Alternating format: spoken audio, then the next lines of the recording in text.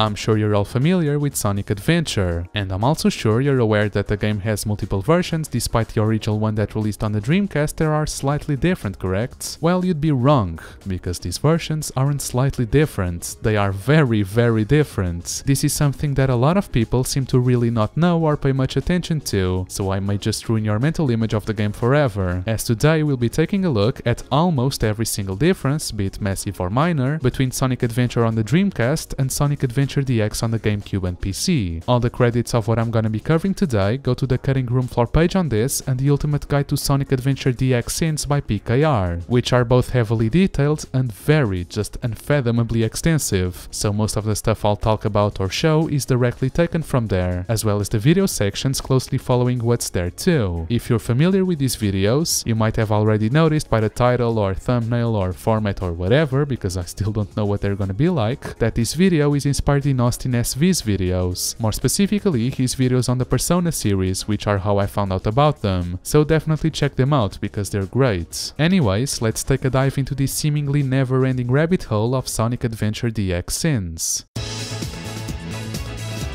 If you've been around the Sonic scene on YouTube for a while, you might be wondering, hasn't Cybershell made a video like this before? Well, yes, he has, but take a look at how long his video is, and now take a look at how long mine is. That's simply because he didn't cover the differences practically no one cares about, but since I'm one of those people that cares about even the seemingly unimportant stuff, I can't help but make this as detailed as possible. Of course, I'm not gonna cover literally everything, but most stuff definitely. I'm also gonna try to explain the more technical stuff in a way that's easier to understand, because there will be a lot of it, but don't worry if you still don't get it, as you can easily visualize the differences anyways. Also, if you notice anything wrong with my explanations or anything else, please feel free to correct me in the comments. As such, it's pretty hard to find a starting point to a task so vast, but it's better to start at a broader scale and then scale things down to more specific stuff. That means that we'll start by taking a look at general differences, namely lighting. The lighting between both versions is one of their most noticeable differences. The Dreamcast has a unique lighting system referred to internally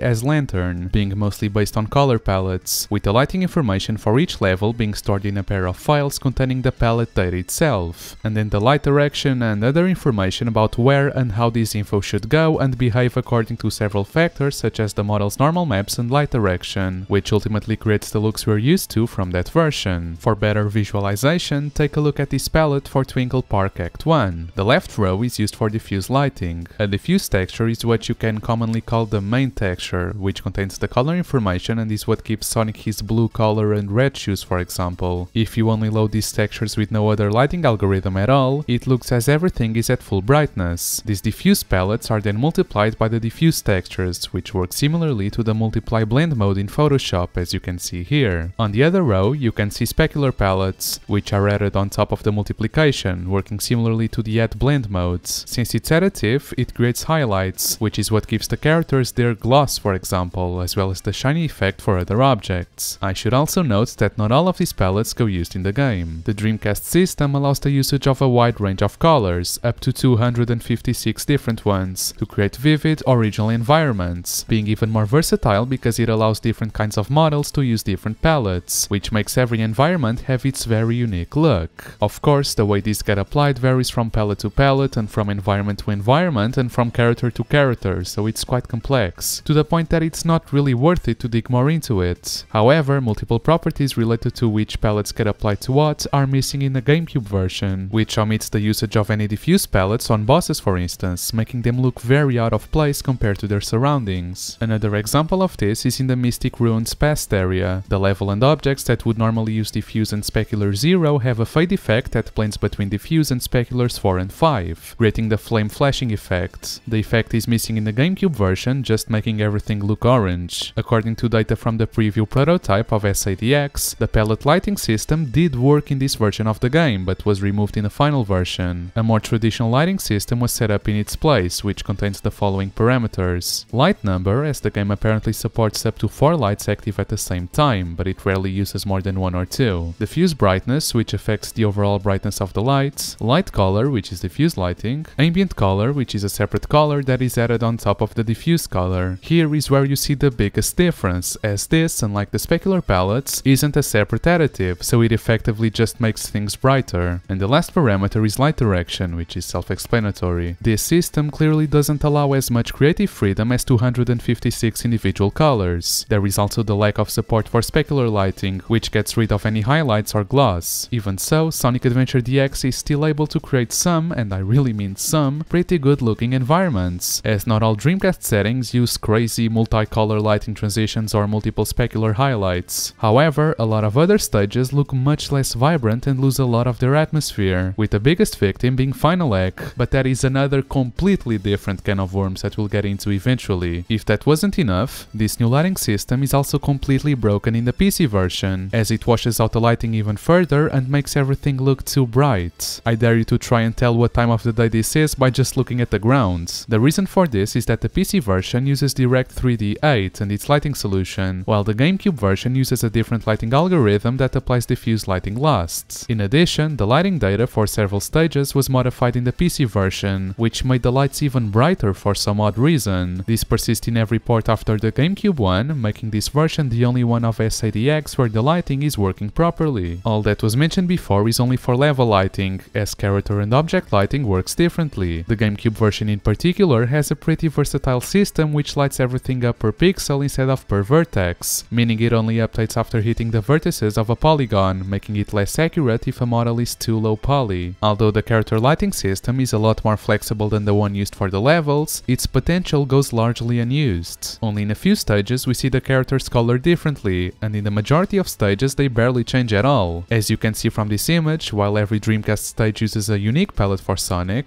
the GameCube version basically uses the same palettes all the time, just being a black and white gradient. The only level where this appears to be different is Final Egg, which has a slightly green specular palette. There is nothing that prevents SADX's characters to look more like the Dreamcast version. Sonic Team simply decided against it for some reason. Another problem with the GameCube version's character and object lighting is that it often sets the specular value so high that the models receive a strong white gloss that can even obscure some details. As you can see, the spinner enemies in Skydeck even have their eyes completely obscured. Needless to say, this is even more broken in the PC version, as multiple palettes are abandoned altogether, which makes everything look even more dull, and instead uses some of the character lighting values to set up Direct 3D's lights, which don't fit at all. This version also has a problem with excessive specular, as it adds it regardless of the model's materials, which may have different properties related to how it gets applied or if it gets applied at all, which results in the infamous problem with the characters being too shiny. Weirdly, the Steam version uses a shader for character lighting, which more closely replicates the effect in the GameCube version, which is otherwise the only advantage it has over the also very broken 2004 ports. Yes, the situation is so bad that even the PC ports have differences between them. To compensate for the removal of palette lighting, the GameCube version uses three approaches to stage lighting: the stage light system that I've just covered, semi-transparent models that are overlaid on top of other meshes to simulate a shadow, and fake lighting using baked-in vertex colors. Out of these three, only the stage lights are dynamic, meaning they're not attached to the level model and can change at any given time. In the Dreamcast version, this is achieved by simply swapping palettes. The semi-transparent models are barely ever used outside of Station Square and Emerald Coast, and even when they are, it doesn't look too great, which leads me to believe they were just testing it initially and then scrapped the idea and were too lazy to remove what they had already done. Vertex colors, on the other hand, are a bit more interesting. They're a relatively ancient technique used in games to enhance color variety without using a different texture, meaning the color is actually part of the model itself and not an image texture. The palette lighting in the original game is also created with the use of this. The difference between the versions is that in the Dreamcast, these colors could change depending on different factors such as light direction, camera position, etc., while in SADX this lighting is faked because the vertex colors are static and can change whatsoever when they're baked in regardless of what happens to the environment. An advantage of having them this way is the ability to customize the lighting per vertex, which technically allows for more control over the lighting itself, such as adding lights cast on the ground by lampposts. However, these additions are rarely present and don't get used to their full potential. One of the more egregious examples of this is in Skydeck.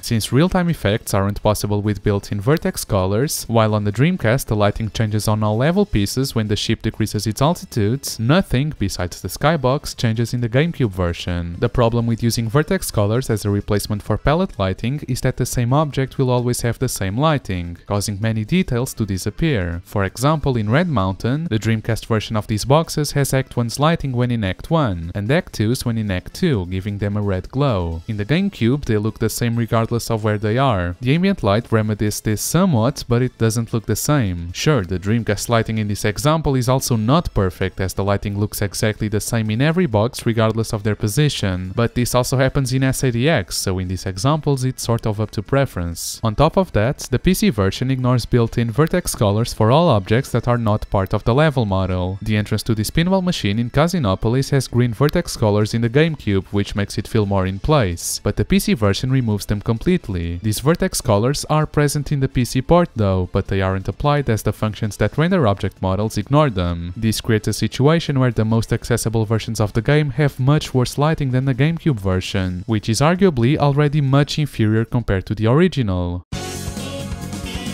Another one of Sonic Adventure DX's biggest downgrades is when it comes to transparency. All versions of SADX suffer from problems with rendering transparent models, which play a major role in visual downgrades. The original game took advantage of the Dreamcast's hardware features, specifically order-independent transparency, that were impossible to recreate on the GameCube and other platforms, being the only console to feature automatic OIT at a hardware level. When the game was being ported to other consoles, the developers ran into transparency issues with in-game assets. While some of these issues were fixed, in the majority of cases the problematic assets were completely redesigned, differing in quality and style compared to the original. But why is transparency so important? Traditionally in 3D graphics, rendering transparent objects is a very complex problem. To correctly display transparent and non-transparent models, the polygons in a 3D scene have to be rendered in a specific order. Transparent polygons have to be rendered after opaque polygons in back to front order. The frame buffer, which is a portion of RAM that basically contains the image information displayed in a frame, is like a canvas on which the polygons are painted.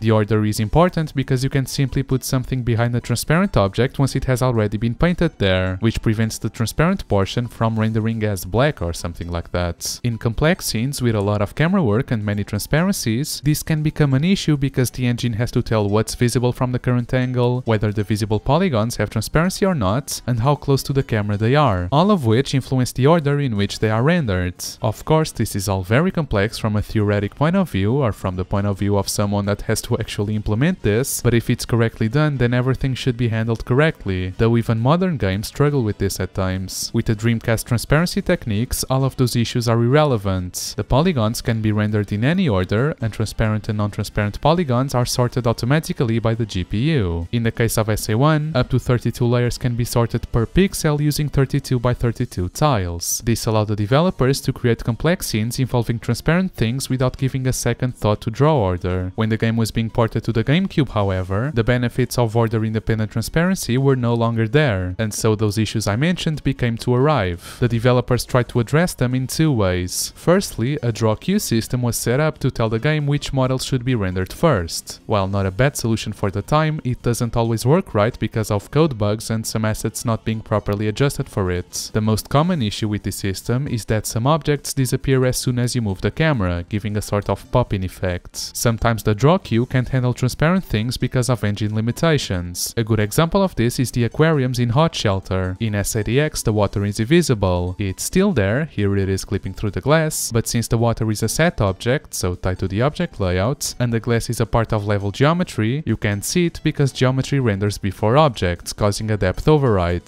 This makes all transparent things behind the glass disappear, including the lights in this pillar. Secondly, alpha rejection was an additional measure to hide transparency problems, or at least make them less obvious. For textures with an alpha channel, meaning transparent layers, the game only displays the pixels whose transparency values, or alpha values, are within a certain range. This allows some models with a grid-like transparency pattern to look somewhat decent, even though the game is still cheating itself trying to render them. This doesn't look too pretty, in fact it looks really jagged, but it at least helps. However, the problem with alpha rejection is that it also breaks a lot of unrelated effects, namely causing waterfall splashes and mist in perfect chaos to flicker or disappear. Also, every particle effect now has outlines that make them look low-res. Even so, the game still has many transparency issues. While a lot of the design and aesthetic changes made for the port are said to be a quote-unquote attempt to improve the game, it is entirely plausible that the redesigns were only made because Sonic Team had issues trying to get them to render correctly. A typical Sonic Adventure DX redesign is on the shop awnings, where they had unique patterns which relied on transparency PC but were replaced with a block. In the preview build, this awning is still present and it looks as good as you probably thought it did. In fact, you can still see issues with textures like this in the final game if you look hard enough, as not everything was changed weirdly. Most of these issues could have been fixed if they properly adjusted the draw queue system for the environments, which can be done in a few lines of code.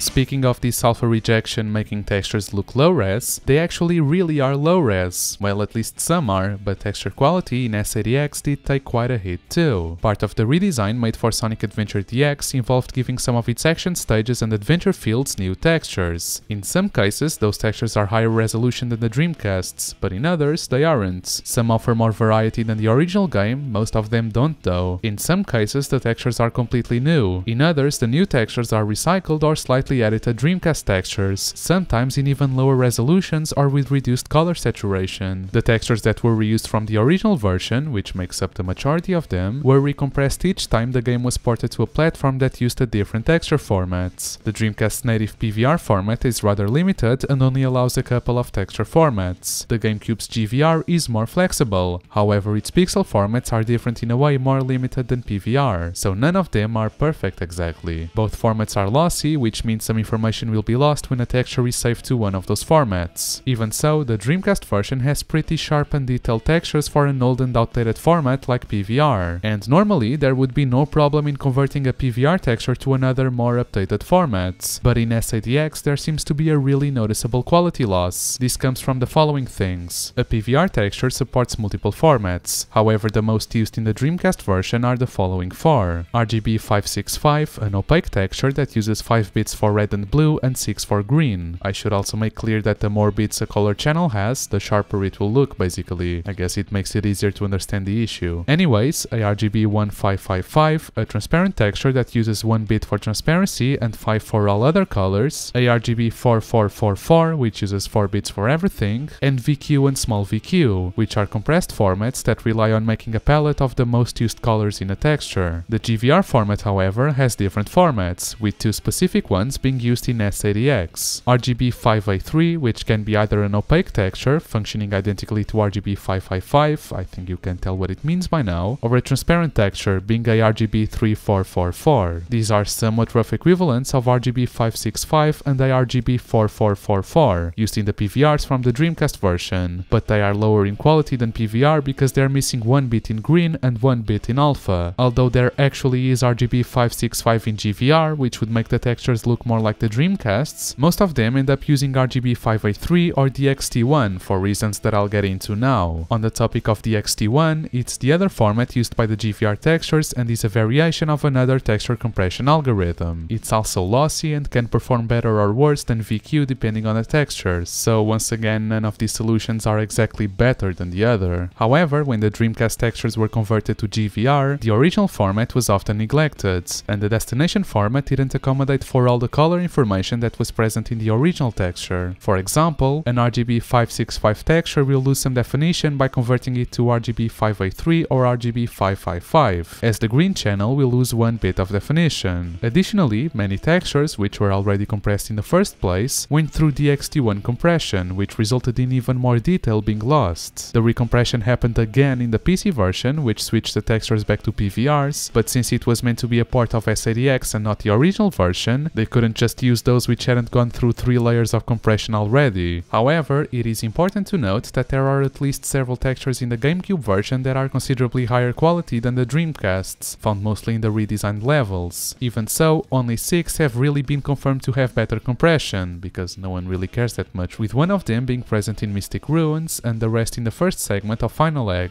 Other than these few, the GameCube version's texture quality suffers quite significantly. The PC version's textures are even worse, to the point that you start to wonder how they shipped them like this in the first place. Depending on the source texture, the difference may be barely noticeable, but in many cases it's so obvious that it's just ridiculous. This is more easily noticeable in already low resolution textures and gradients. Apart from the lower texture quality, the PC version further suffers from a lack of MIP maps. MIP maps are smaller copies of a texture used to display it from a distance, giving it a sort of blur as it extends further away. These are beneficial because they give the environments a smoother look. The 2004 PC version version doesn't have MIP maps at all, which makes the game look significantly worse because the distant textures are reduced to pixelated garbage. Just take a look at this floor in Windy Valley. Another issue with the PC ports is texture mirroring. Although the engine supports mirroring natively, for some reason the developers decided to mirror some of the textures manually. This wouldn't have caused problems on its own, weren't it for the fact that these mirrored textures are the exact same resolution as the unmirrored ones, which means the texture instead gets stretched and looks lower in resolution. In addition, mirroring in the PC version is usually done by flipping the texture horizontally or vertically, making the mirroring look really obvious, while it would look much better if it was rotated instead, which is what the Dreamcast does. An even more ridiculous example of this are these textures in the mirror area of Amy's Twinkle Park, funnily enough. Although the light's horizontal resolution was increased, or the texture was just stretched, the trapdoor texture is half the resolution of the original one and has a completely unconvincing mirroring. Additionally, UVs were adjusted on some models to use a mirrored texture, but didn't mirror the texture and vice versa. If you're wondering, UV mapping is literally just the process of mapping a texture to a 3D model, hence why, for example, Sonic's texture looks really weird when you look at it, but when you apply it to his model, he looks fine. The light texture is actually part of this crown near the bowling areas, and you can see that while the light is working properly in the Dreamcast version and is apparently using an incorrect blending mode in the GameCube version, on PC it's mapped completely wrong and makes the crown look like it has teeth instead of lights. It may be hard to discuss changes in Sonic Adventure DX because some people prefer the more realistic look of the new textures, while others may think that those new textures look lifeless and boring, but everyone has their own aesthetic preferences. Fact is that the Dreamcast version has the highest quality non-redesigned textures, aka most of SADX's textures, and each subsequent port has more and more problems arising from additional layers of compression.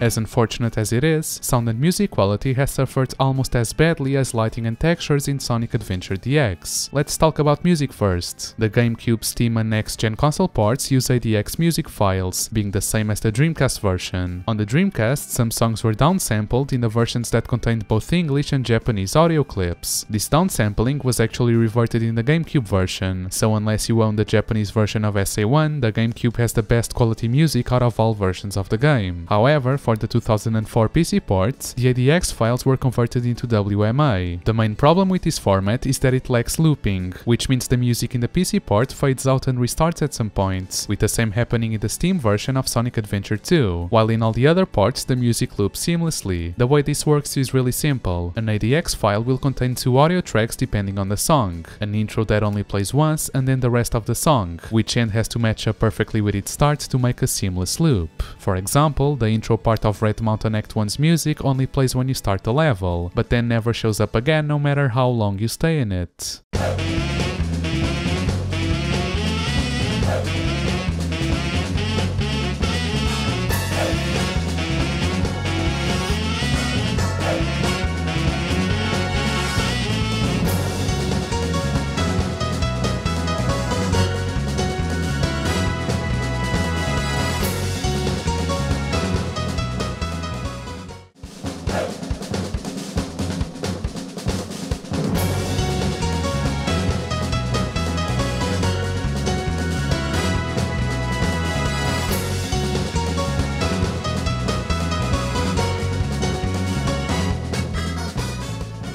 Character voice clips were also converted into WMA for the 2004 PC ports. This would have been fine since they don't need loop points, but the conversion actually reduced their quality for some reason, even though the WMA file has a higher sampling rate and stereo sound. This is the adventure mode. Start your adventure here. This is the adventure mode. Start your adventure here. A well-known problem with the 2004 PC port is the stutter that happens during the kart race when you hit the jump panels and Sonic says When this happens, the game freezes for a brief moment. Although all subsequent ports go back to ADX files, which are the same as the Dreamcasts and GameCubes for the most part, there are several voice clips that were edited. Those edited clips are lower in quality than the original ones. Most of these have to do with the options menu, where the options part was cut out for some reason. Options! Choose the feature you want to edit. Choose the feature you want to edit. Now let's talk about reduced sound quality. The easiest way to illustrate this is to simply compare multiple sound effects. Here is the jump sound.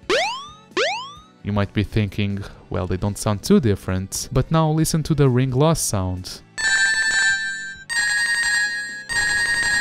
Much more noticeable, isn't it? For some reason, the 2004 PC version has a higher pitch, and the Steam version muffles it and sort of distorts it, making it really harsh on your ears. Apart from differences such as sampling rates, there are also volume differences, missing processing effects, and broken loops in many sounds. The biggest problem with the 2004 PC version is that the volume is too quiet. In the Dreamcast version, there are multiple hearable background noises that don't drown out the music. These sounds are still present in SADX, however they are so quiet they might as well be missing. A notorious example of this is the machine humming in Final Egg, which is supposed to be noticeable right at the start, yet it's almost impossible to hear in the ports.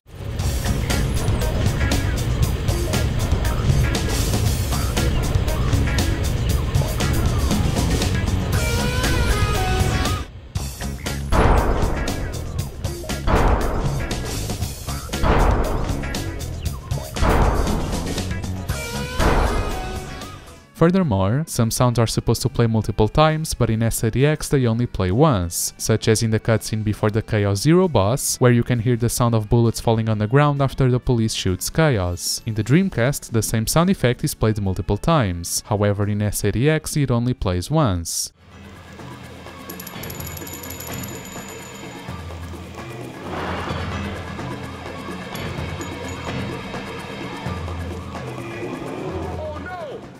This is, ironically, the product of a bug fix. The Dreamcast version has a number of sound bugs related to sounds not stopping when needed, which chokes the game's sound cue and makes it stop all other sounds. For example, at the start of Emerald Coast, if you walk slowly in a certain spot in the area where dolphins jump out of the water, you can get a water splash sound to repeat endlessly until you move.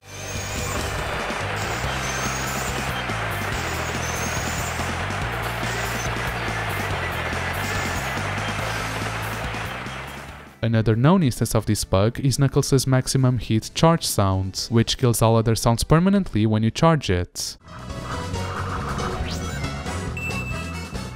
This was fixed in SADX by checking if a sound has a specific flag that allows it to repeat, and if it doesn't, it will check if it's already playing, and won't play it again if it's already in the sound queue. Even so, this breaks the sound effects that you are actually supposed to hear playing multiple times. Additionally, SADX has the problem of several sounds playing too early or too late, or not at all, as the game's sound timers don't always account for the change from 30 to 60 FPS. A good example of that is the looping background engine noise of the Egg Hornet, which plays fine at 30 FPS but cuts off at 60.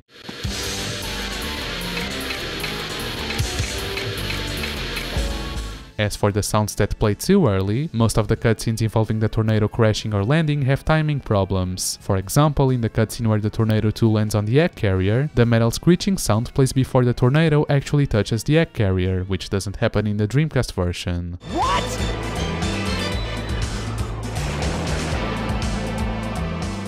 While the Dreamcast version does have problems like this normally, SADX has many more. It's difficult to talk about all of them in detail, but I'll quickly go over some of the most interesting ones for me. In the cutscene where Knuckles attacks Sonic, Sonic says before jumping backwards. It isn't heard in SADX because Sonic's sound bank is no longer loaded by that cutscene. At the same time, this fixes the opposite problem in a similar cutscene in Tails' story, where Tails says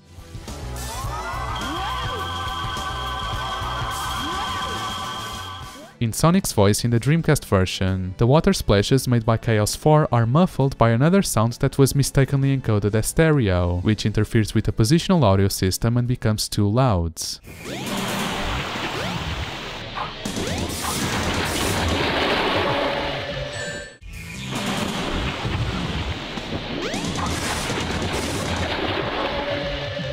A foreboding noise when Zero's shadow casts over Amy in the cutscene after Twinkle Park is missing.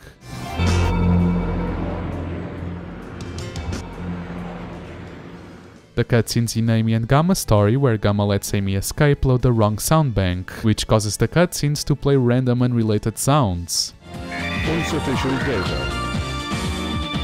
You have feelings for something you know nothing about. Illogical. Insufficient data. You have feelings for something you know nothing about. Illogical. The bombs dropped by the airplanes in Ice Cap Act 3 no longer make a whistling sound as they fall down, and their explosions are silent.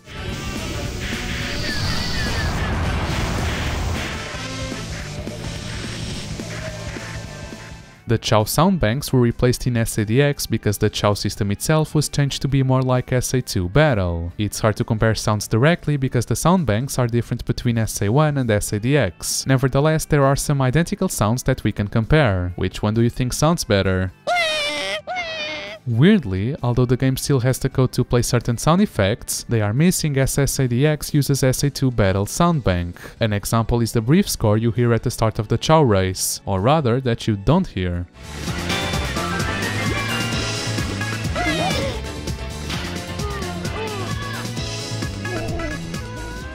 Finally, let's address the ADX playback issue in the Steam and next-gen ports. While these versions went back to ADX, they have, undoubtedly, the worst sound quality out of all versions. Unlike the GameCube and 2004 PC ports, they have the opposite volume issue, similar to Sonic Heroes' PC ports, where the background noises drown out almost everything, be it music or voice clips. An infamous example of this is in Casinopolis Act 1, where you can barely hear the music because of the gushing water noise.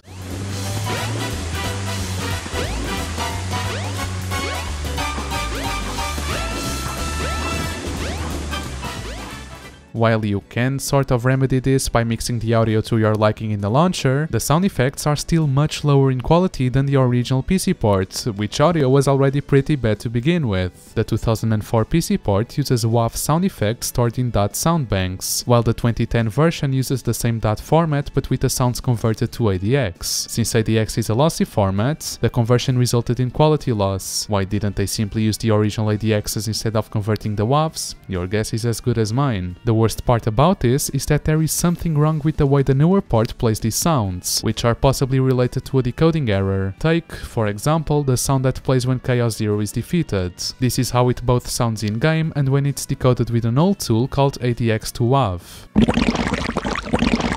And this is how it sounds when decoded with a much more modern VGM stream.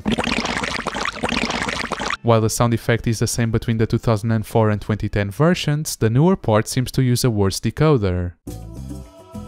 And lastly, for general differences, let's take a look at the character models. These are one of the most known and noticeable differences between the original and the port. They're one of the aspects that can be considered an upgrade over the Dreamcast version, as they have more polygons, which results in a more detailed look. The Dreamcast models have mittens for fingers, like many other games at the time, while SADX's models feature hands with clearly separate fingers. From a purely technical standpoint, there is nothing to discuss. The new models are just better. The thing is, these models are not simply a higher poly version of the original ones. They're different in proportions, textures, and are actually missing several effects from the originals. While most models are very different, Gamma's is otherwise completely identical to the original, and Big's is very similar too. The Skychase models were also updated, and the low poly Saturn style models were replaced with more detailed versions. Some people prefer the higher poly SADX models, while others prefer the original aesthetically. It sort of depends whether you prefer them to look more like their classic designs or SA2 Battle, because the SADX redesign does make them more similar to the other modern games. Higher polygon counts and separate fingers are objective improvements, and the rest is a matter of personal preference. However, in many aspects, the updated character models are poorly implemented in the ports. The first issue is that all fur textures were replaced with simple colors or gradients. Some people may not like the grainy textures on the Dreamcast models, but replacing the grain with a solid color seems like loss of detail. It would have probably been better if they just remade this texture at a higher resolution. The textures that weren't redesigned suffer from quality degradation. A common misconception is that the quality downgrades only happened in the PC version, which is wrong as it simply looks even worse than the GameCube version did. Even Gamma's model, which as I've mentioned didn't suffer any sort of redesign, is also suffering from some problems. Its chest has this sort of glass shield, which is supposed to be semi-transparent so you can see light behind it. The texture is still transparent on the GameCube, but the light part is invisible, so you end up only seeing Gamma's body through it. In the PC version, the texture is simply opaque.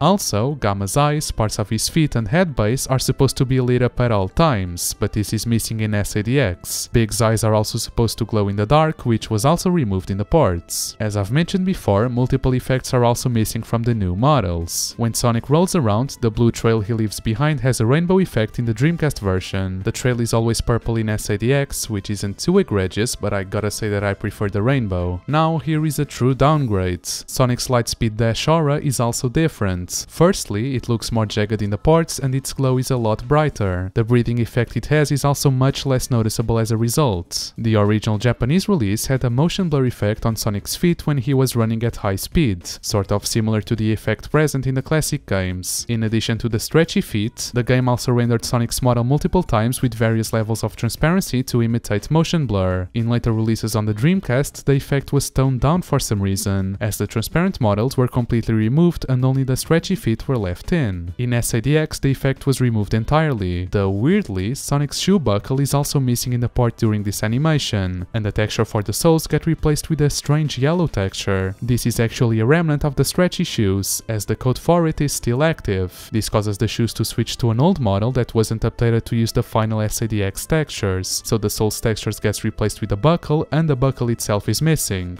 A somewhat similar effect was removed on Tails' tails. His model actually has more than 2 tails, as he has 4. However, 2 of them are semi-transparent and only appear during his high-speed animation. He retains those extra tails in SADX, however they are not semi-transparent, making it look like he just grew new tails. Knuckles has also had several effect downgrades. The Shovel Claw has lost the environment mapping effect that gave it a shiny metallic surface, and his maximum hit attack aura is also different in SADX. Instead of being just a small circle around him, it grows to a much larger semi-sphere, looking completely fucked in the PC version as it has no sort of blending at all. Even with all the problems discussed, it still comes down to which one you actually prefer to determine which one is better, so you should always take your own conclusions on these sorts of discussions.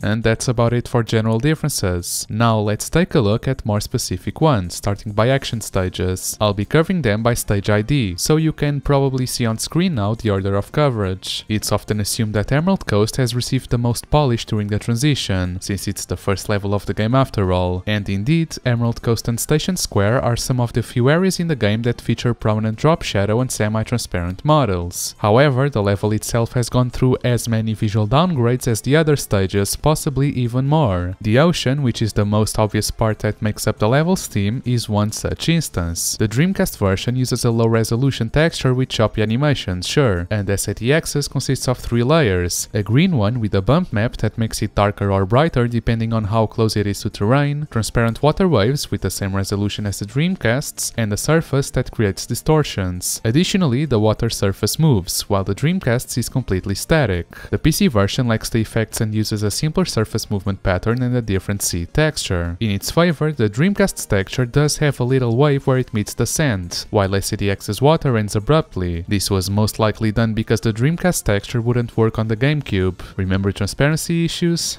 Yeah, even with all of these differences, this could have ended up looking pretty nice, but there are several problems with the water's implementation in the port. Unfortunately, I'll have to deviate a lot from Emerald Coast differences to explain this, but we'll get back to it soon enough. First of all, it's worth mentioning that the water effects that SADX uses were pretty impressive for its time, regardless of whether it looks good or not. Part of the reason the seashore textures were made less vibrant in SADX's Emerald Coast is, as I've said, the way the water is implemented. It uses additive blending, and having green seashore textures together with it would make the water look more like acid than anything else. Well, it already does look like acid, especially in the PC version. The main problem with SADX's water is, above all, the lack of consistency. The water was only updated to use additive blending in the Adventure Fields, Emerald Coast and the Chao Gardens, but even in those it's not used everywhere. The rest of the game uses Dreamcast water textures and it looks jarring in comparison. For example, this area in the Dreamcast version uses the same water texture as Twinkle Park, Lost World and Hot Shelter. In SADX, it was updated to use an acid green texture, but none of the other stages used this texture or this blending modes, making it feel like they simply dropped this practice early into reworking the game and then never fixed it. Even so, it doesn't look bad by any means in the GameCube, but it does look terrible on PC. The main feature of the GameCube's water is the distortion effect. There are 2 instances of this effect, the distortion of things under the surface and distortion while underwater, being 2D and 3D textures respectively. It's arguable that the GameCube's distortion looks out of place since the graphics haven't been updated to mix well with it. Sure, one might say it looks more realistic, but even so,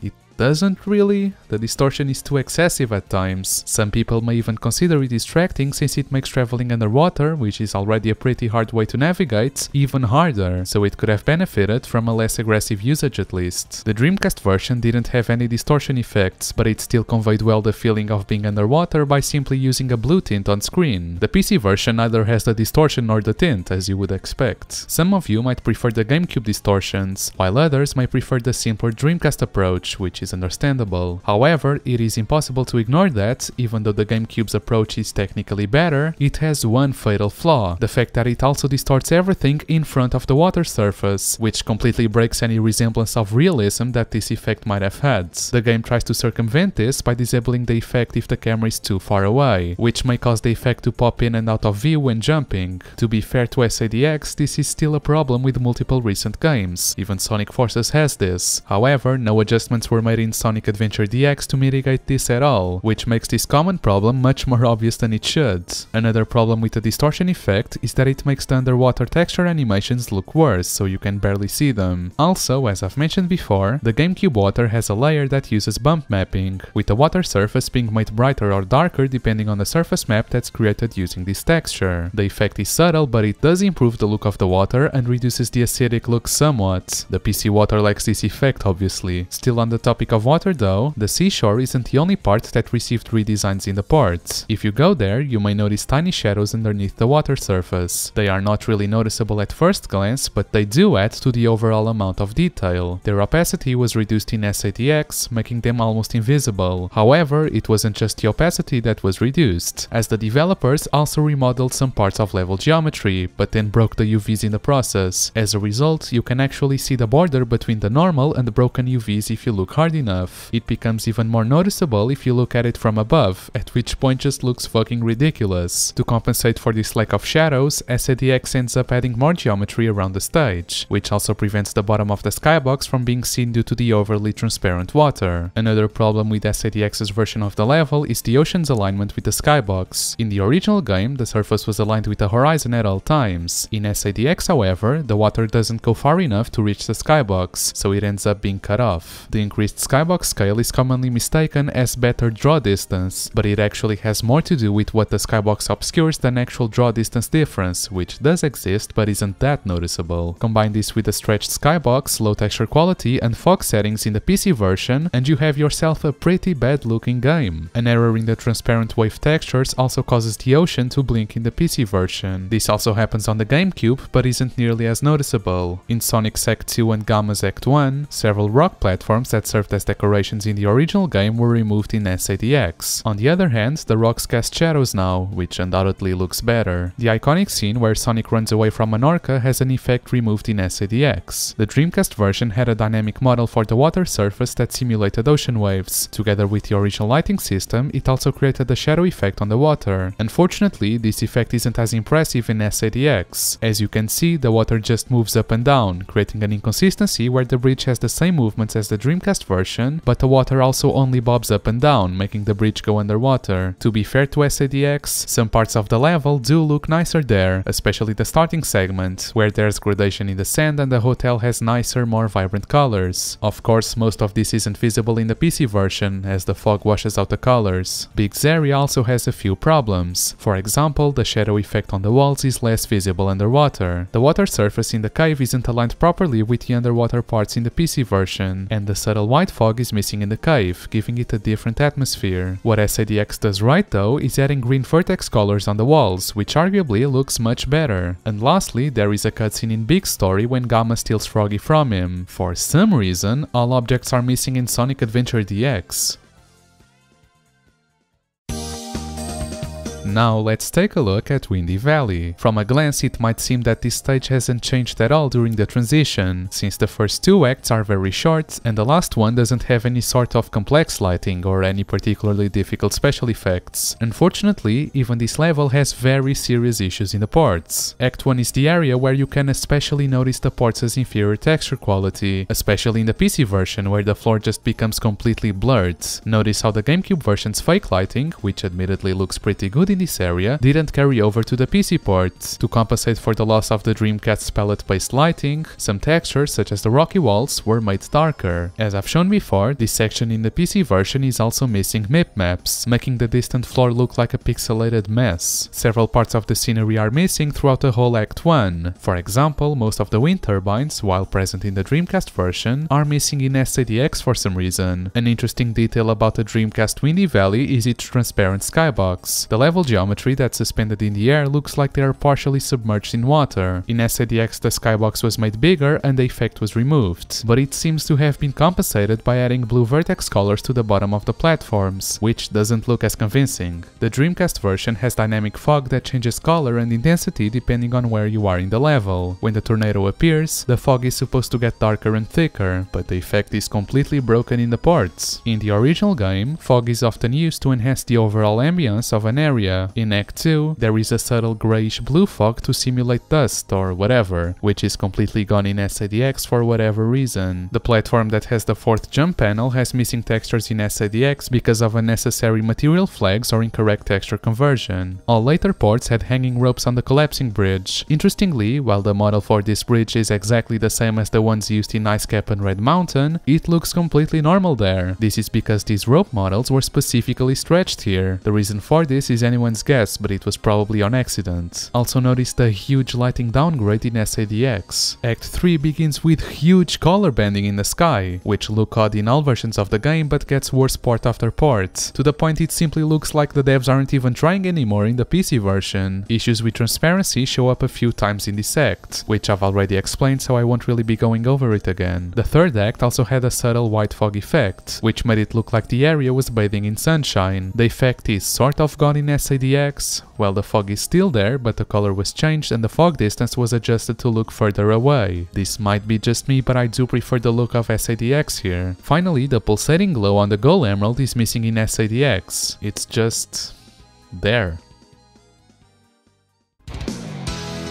As for Twinkle Park, it's one of the areas that received a heavier redesign in Sonic Adventure DX. When compared to the original version, it can look like a completely different stage at points. However, there are also multiple areas of this stage that fall short of being a decent change from the Dreamcast. Right from the start, you can notice a dramatic change in lighting and textures. The GameCube version sets a completely different mood for the stage. The variety of colors is reduced significantly, and the character lighting itself is pretty generic. The PC version simplifies it even further. Zooming in on Sonic's model in the Dreamcast reveals an impressive amount of lighting detail, at least for a game from 1998. A similar look could have definitely been achieved with the GameCube's lighting engine, but for some reason they prefer to tone it down instead. As always, the PC version is even less capable when it comes to character lighting. The original version had a bright solid ceiling for this area, which was replaced with a glass ceiling. Considering the problems that the ports have with transparency, I'm surprised they even went for it. Even so, this part is no exception for the mentioned issue. Note how the ceiling lights, which were already pretty low resolution in the Dreamcast version, suffer even more from quality degradation in the ports. The brightness of neon lights was also reduced in the ports, which isn't very noticeable on the GameCube, but is terribly obvious on PC. These lights in particular seem to have gotten the worst of it, being hard to see on the GameCube and completely invisible in the PC version. The asteroids on the Dreamcast use the same lighting as the characters to illuminate them softly, while in SADX, although the effect is still there, you can't see it because the character lighting is simpler. The second act also has lighting differences. A brief glimpse over this area reveals just how much ambience was lost in the GameCube, and how the PC version reduces it even further. Notice how the GameCube version isn't broken at all, it at least has lighting, but the PC version is entirely full bright. There are vivid color transitions in the Dreamcast version's lighting, which are more subtle on the GameCube depending on the area. With all its differences, some people may prefer the GameCube version's redesign of Twinkle Park. At the same time, there are some changes that make the level look lower quality due to the usage of low-resolution textures, such as in this area. The potted plants from the Dreamcast version were redesigned to use higher poly models, but even these new ones are suffering from transparency issues. Some other issues in this level plague all versions in SADX, and some other ones are specific to the PC version, such as the crown light situation I covered earlier. Even so, here is another example of broken UV mapping. As you can see, the scale of the texture is inconsistent with the small roof compared to the rest of the roof. Another PC-specific issue causes some models to be colored incorrectly. For example, the Bouillon Badnik has different colors unique to PC. While this might seem like a minor change, there is actually a technical reason behind this issue, and it causes loss of detail in many cases, as you'll see throughout the video. When rendering a model, console versions of SADX usually ignore the model's material colors. The PC version and later ports don't ignore them, and so the models end up colored in strange ways. For example, Chaos Zero is blue only in the PC version and later ports, even though his textures are still green, and the jungle in Mystic Ruins looks broken partially because the PC version and later ports process its material colors. Amy's stage has also suffered from downgrades in SADX in several aspects. Firstly, the fog that enhances the spooky atmosphere in the original level is reduced in the ports. You can now see all the way till the end of the corridor, which is brightly lit too. The mirror halls have also been reworked in the ports. On the Dreamcast, there are 3 layers of mirrors on each side.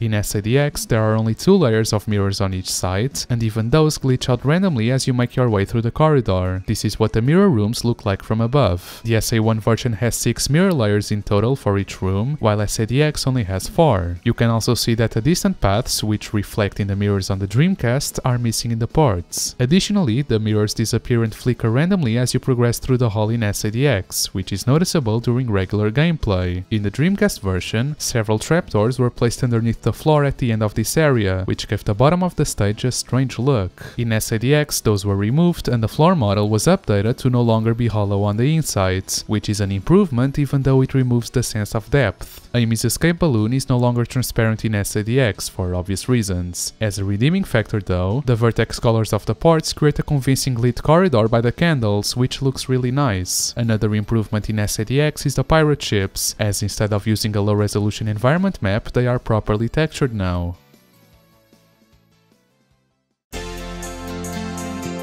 As for Speed Highway, it was one of the levels that best showcased the graphical capabilities of the Dreamcast. When playing this level, you can feel that every little detail in it was designed to be a visual spectacle. Well, this was the case for the rest of the game too, but this stage specifically really pushed the machine to its limits. Sonic Adventure DX introduces a number of changes, with some arguably conflicting with the original atmosphere. From the very start, you can see how the lighting sets a completely different tone for the stage, making it darker and eerie green. The PC version's lighting is simply non-existent. I have no idea why they keep doing this. While the windows are lit up on the Dreamcast, they lack any brightness in SADX but still use the lit up textures, which looks really weird. The breakable glass has almost completely lost its environment mapping effect, as well as its unique texture being replaced with a simpler one. In all of SADX's versions, a bug with a red transporter is present. If you look at its bottom part, you can see level geometry through the object. This is because the model has a material flag that enables transparency on an opaque mesh, which breaks the game's draw queue system. The grabber basket that brings Sonic to the upper level has lost its shiny surface and is now properly textured instead.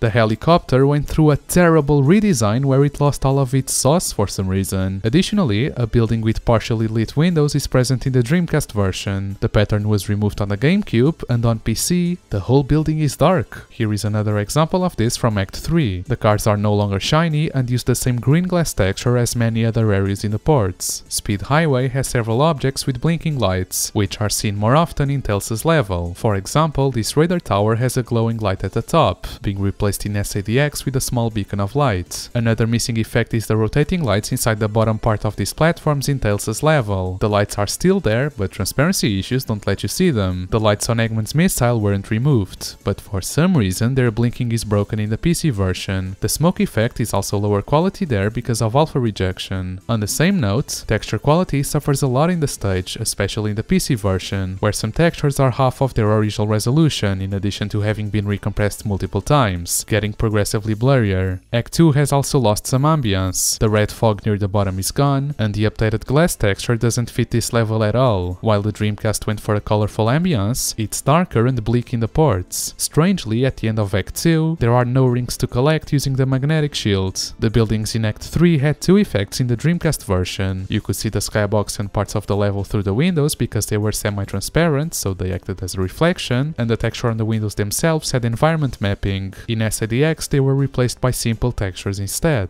This section in general appears to have lost a lot of its original atmosphere, as the Dreamcast version sets a different tone for the level. If you walk around the act for a bit, you'll notice that the advertisement boards on the roofs look strange in SADX. This happens because the model is rendered in incorrect order. Since the PC version processes material colors, broken containers have a green tint now. The fountain uses a different model in SADX, possibly to mask issues with self-blending objects and transparency order, although it doesn't look bad by any means. The Dreamcast version had dynamic fog in this level, which got thicker in some areas, possibly to improve frame rate, but reduced in others to improve visibility. The GameCube version gets rid of it entirely, but the PC version brings it back. Even so, since the fog distance is never adjusted, it ends up just washing out the colors. An example of this is in this specific area. As you can see, the fog goes away on the Dreamcast, but in the PC version the fog is much closer, making the level look even worse than in the GameCube. And lastly, the Master Emerald pieces have lost their shading in SADX and look a lot brighter overall.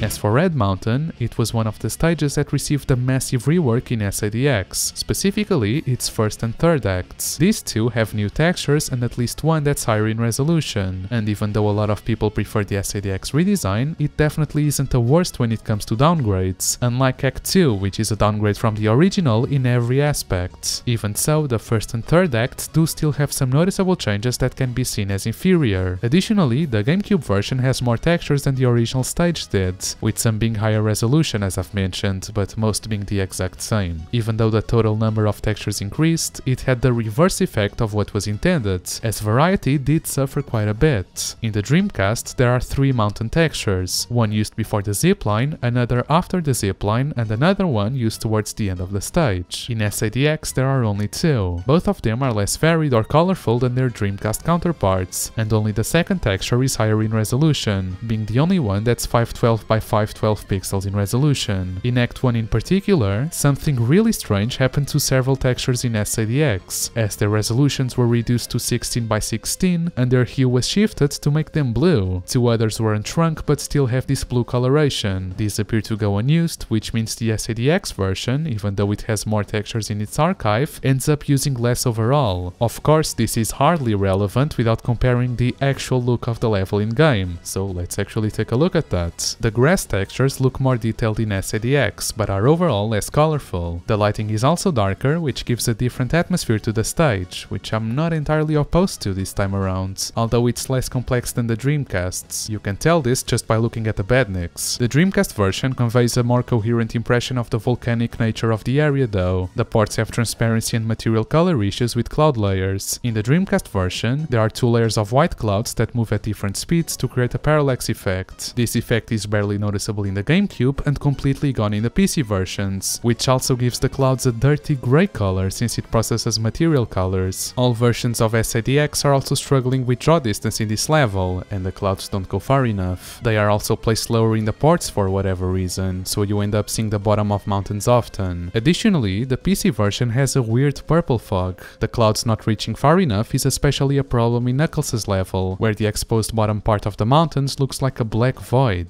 It becomes even more noticeable once you go to the bottom sections of the level. The clouds also look less impressive from above in the PC version, as expected. You can also see how the Dreamcast version of the level is generally brighter and more colorful than SADX, which went for a more realistic look. Another huge downgrade in this stage is the character lighting. In Act 1, Sonic is illuminated from one side with a yellow specular light. In the GameCube version, barely any custom lighting is noticeable besides the common glossy look, and the PC versions is even worse, completely disregarding half of the coloration values from the GameCube. Remember when I talked about how the extended skybox gave the impression of a bigger render distance? Well, here is another example where this can be bad. The Dreamcast version only loads stuff once the camera gets close enough, but SADX renders level geometry gradually as the camera gets closer. This can work well in some specific conditions, mainly when mixed with fog, but in Red Mountain it just gives this strange impression of the faraway mountain showing and hiding itself in the background, when it didn't even load in the Dreamcast version to begin with. This becomes even more noticeable once you climb up the mountain. The last area in Act 1 has some lighting detail removed, mainly the subtle glare on the machinery and the surroundings. The textures themselves have also suffered quality downgrades. This is what the sky looks like in all three versions, the PC version once again being the worst of all. Act 2 is missing a lot of lighting detail in SADX, although some vertex colors were added.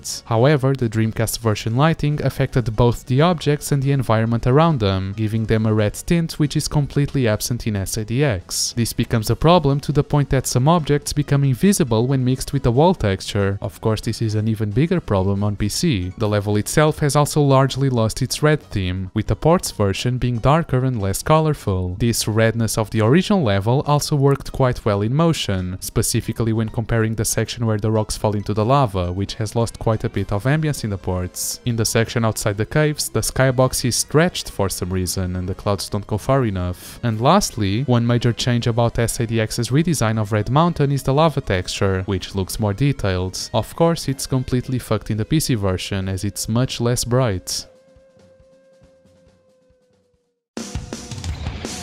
As for Skydeck, it was probably one of, if not the hardest level to get right in the port, as it has a unique gimmick that no other level has. Every once in a while, the egg carrier changes altitudes and the environment descends into darkness. The wind also gets stronger, sometimes blowing things away. Like all other levels in SA1, it was especially made to be visually impressive, but as always, SADX is missing several special effects. In Sonic's Act 1, you may notice that the UVs on some models were stretched, but the textures remain the same resolution, which of course results in lower quality overall. This also makes the bottom of the cannon look misaligned. Additionally, this specific area highlights perfectly the lighting, or the lack of it, in SADX. The sky, which was the highlight of the original level, is mostly static here, specifically the cloud layers. Although making the layers scroll is possible in SADX, they don't do so by default, making the level feel empty and unfinished. Even so, the actual reason the clouds are static is a bug, as the game still has the code to adjust UVs, but it uses the wrong model pointer, which is such a big oversight I can't help but think the port wasn't playtested at all. The first act has several areas where platforms are broken into pieces that fly off the screen. Broken platform debris is rotated wrongly in SADX, and while not a major issue, it makes these destroyed platforms look really strange. As you progress through the level, you can notice that the sky gets darker when the egg carrier descends through the clouds. In the Dreamcast version, this affects the entire environment, but in SADX the lighting doesn't change as vertex colors can't be changed on the fly, as I've explained earlier in the video. The PC version also adds a fog that's too thick for this area, which makes everything look even worse as it makes stuff brighter when it's supposed to be darker. Another example of this is the cannon area, which looks a lot worse without proper lighting. On the Dreamcast, the change between the normal and dark versions of the sky was also smoother. Before the sky changed texture, it faded out to white with the additive blend mode, and then faded back in with the new texture. Fog also became brighter and thicker during the transition. Then it went back to normal mode, which also had a dark and light version. All of these details are lost in SADX, as the sky changes abruptly, there's no fog adjustment, and the additive blending is missing.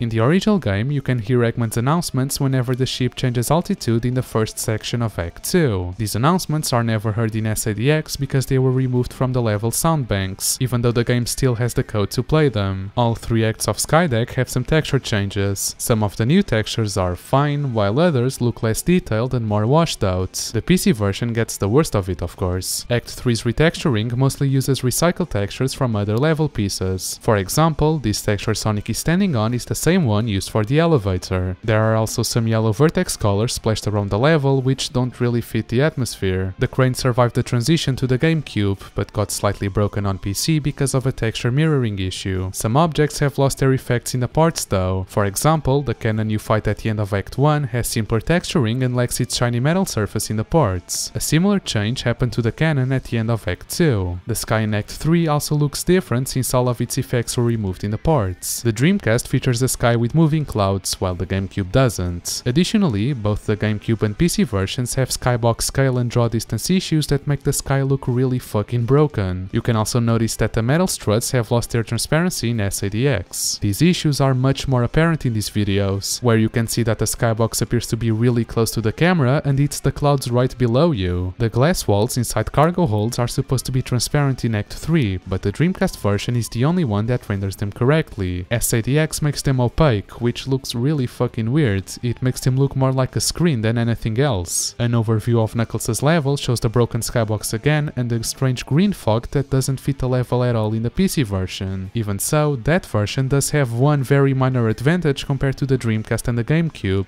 Since it processes material colors, the bottom of the lever is no longer completely white. As for Lost Worlds, it's one of the levels that went through the fewest downgrades in the ports. In fact, there are actually multiple areas that can be considered improved over the original stage. Of course, there are still multiple issues with lighting and transparency, as well as several new textures in the ports. The starting location has a different mood in SADX. Distant areas were shrouded in white fog on the Dreamcast, while the GameCube uses dark grey, making the level appear darker and withered. If you forget that the original game was supposed to be a colorful spectacle, it's not a bad change by any means, it fits the Ruins theme quite well. The dark atmosphere also accentuates the lights coming from the flames. The area below has also received a slight redesign. The new model for plants looks more detailed than its rougher Dreamcast counterpart. The moss near the vegetation was also removed. Some changes appear a bit strange though. This area was flat on the Dreamcast, but now it has blocks with empty spaces. These were most likely supposed to be filled with water, since they are in the preview build, but it was removed in the final for some reason. The Snake Room entrance is presented more effectively on the GameCube, as the darker theme works better with the lights. More color is also given to the outside wall of the next section, as new patterns were added. The problems begin to arrive after entering the Snake Room, however. The collision on the snake isn't particularly great in any version, but it only has jittery position readjustment in SADX, which is noticeable enough to not only get annoying, but to sometimes push you over. The lights that shine on the 3 buttons aren't as bright and have worse color banding in every subsequent port. An interesting detail about these lights is that their intensity depends on how far away you are from them. The closer you are, the less bright, and the further away, the brighter they get. This effect is missing in both versions of SADX. Additionally, the lights no longer reach far enough so they don't go all the way to show the location of the button, which appears to have been their main purpose. Note a pretty nasty object draw distance limitation that causes the platform under the button to disappear in the Dreamcast, which was not fixed in the ports weirdly. When you pressed one of the buttons, the button color would light up above the door that leads to the next section. This looks fine enough on the Dreamcast and GameCube, but harder to tell on PC. The starting area in Act 2 also received a slight redesign. The lighting itself is undoubtedly an improvement over the original, and the stone path was instead replaced with dirt in the ports. The wall that ran besides it was also changed to rock, which is more repetitive. The mirror room is where things start breaking again. When it goes dark, the GameCube has some minor artifacts in the distance, while the PC version completely glitches out and displays the fucking sky texture. The fog is also much less dense, so you barely need to use the mirrors, while in the Dreamcast and GameCube it looks basically the same. Particle effects such as water splashes have pretty noticeable quality degradation, as I've also covered before, since alpha rejection and texture recompression in SADX makes the textures look much lower in resolution. The rocks in this area have slightly better UVs in SADX. However, the ports also make all plants the same color, which makes this section duller. This area was retextured using the same textures in places where it was previously using unique ones. The panel glitch present in the Dreamcast wasn't fixed in SADX, and the transparent part of the panel's texture gets progressively worse with each port. The PC version completely lacks proper mirroring, so it just uses the bottom right corner of the texture. And lastly, the PC version demonstrates massive texture quality reduction. For example, this box, which looks identical in the Dreamcast and GameCube, looks really blurry on PC. Now for probably the most famous redesign of them all, Ice Cap. Besides being famous, it's also really strange, because the textures were made less colorful, multiple effects were removed, and the lighting, especially in Big's level, looks much more basic. Sonic's starting location revealed several lighting and texture differences. The crystals are no longer translucent, which makes the small sparkle effect less visible. Note how the shadows are also more pronounced in the Dreamcasts. The textures themselves are exactly the same as the Dreamcasts, except they are is saturated, getting completely rid of the unique atmosphere and feel of the level. Another visible difference is character lighting, which loses all of its detail in the ports. The Dreamcast version had a quote-unquote frost effect on characters which made them look like an ice reflection, while in the ports the character lighting is hardly different from the default glossy appearance, looking really out of place. As is common with SADX, the air effects suffer from alpha rejection, which makes them look much lower in quality. Note how the particle sprites blend well with the background in the Dreamcast, but in SADX they get raw edges that make them stand out, which is not the intended look. The Freezer Badnik has a similar issue, where the particle effect also suffers from lack of rotation, which makes it look less dynamic compared to the original version. While the Dreamcast has a bright white fog in this area, the GameCube adjusts fog distances and color to show farther and adds some shadows on the ground, and the PC version washes out the shadows and reduces fog distances back to SA1 standards. The icicles in the cave, as well as the ceiling they're hanging from, have lost their shiny effect. SADX also has one of the layers missing due to transparency issues. The first cave in Act 2 has no lighting in the ports for some reason. The bottom of the following area has a darker and less vibrant selection of colors. In addition, the PC version breaks it with material colors that are ignored in other versions, also making the breakable ice in Big's level really noticeable. Several transparent pieces were either removed or made opaque throughout the level, such as the ice walls in this area. Like in Act 1, the icicles have lost their environment mapping, with the spikes looking really dark in SADX. There is a problem with the big icicle that falls near the end of the section. If you walk around, you'll notice transparency glitches happening with its bottom part, which don't happen in the Dreamcast. Act 3 has lost its blue tint in favor of an almost blinding white. Additionally, the particle effect in front of the avalanche looks like a white blob most of the time. While some may prefer this look, it's actually caused by a bug, as the game doesn't set the correct blending mode for the particle. The gold emerald at the end is also missing the glow effect like in Windy Valley. One of the most radical changes happened to Big's area. Since the palette lighting system played a main role in creating the night look of Big's level, it's no wonder that it suddenly changed from night to day when this system was removed. The water surface opacity in some areas was reduced to such a low level in SADX that it sometimes looks like there's a hole in the terrain with something missing. Speaking of something missing, I have no idea what's happening with the Dreamcast version here, but there seems to be some missing geometry in the background for some reason. Combined with reduced visibility of water wave effects on the walls, the level looks a bit emptier in SADX, especially in the PC version, since it doesn't even have the distortion effect.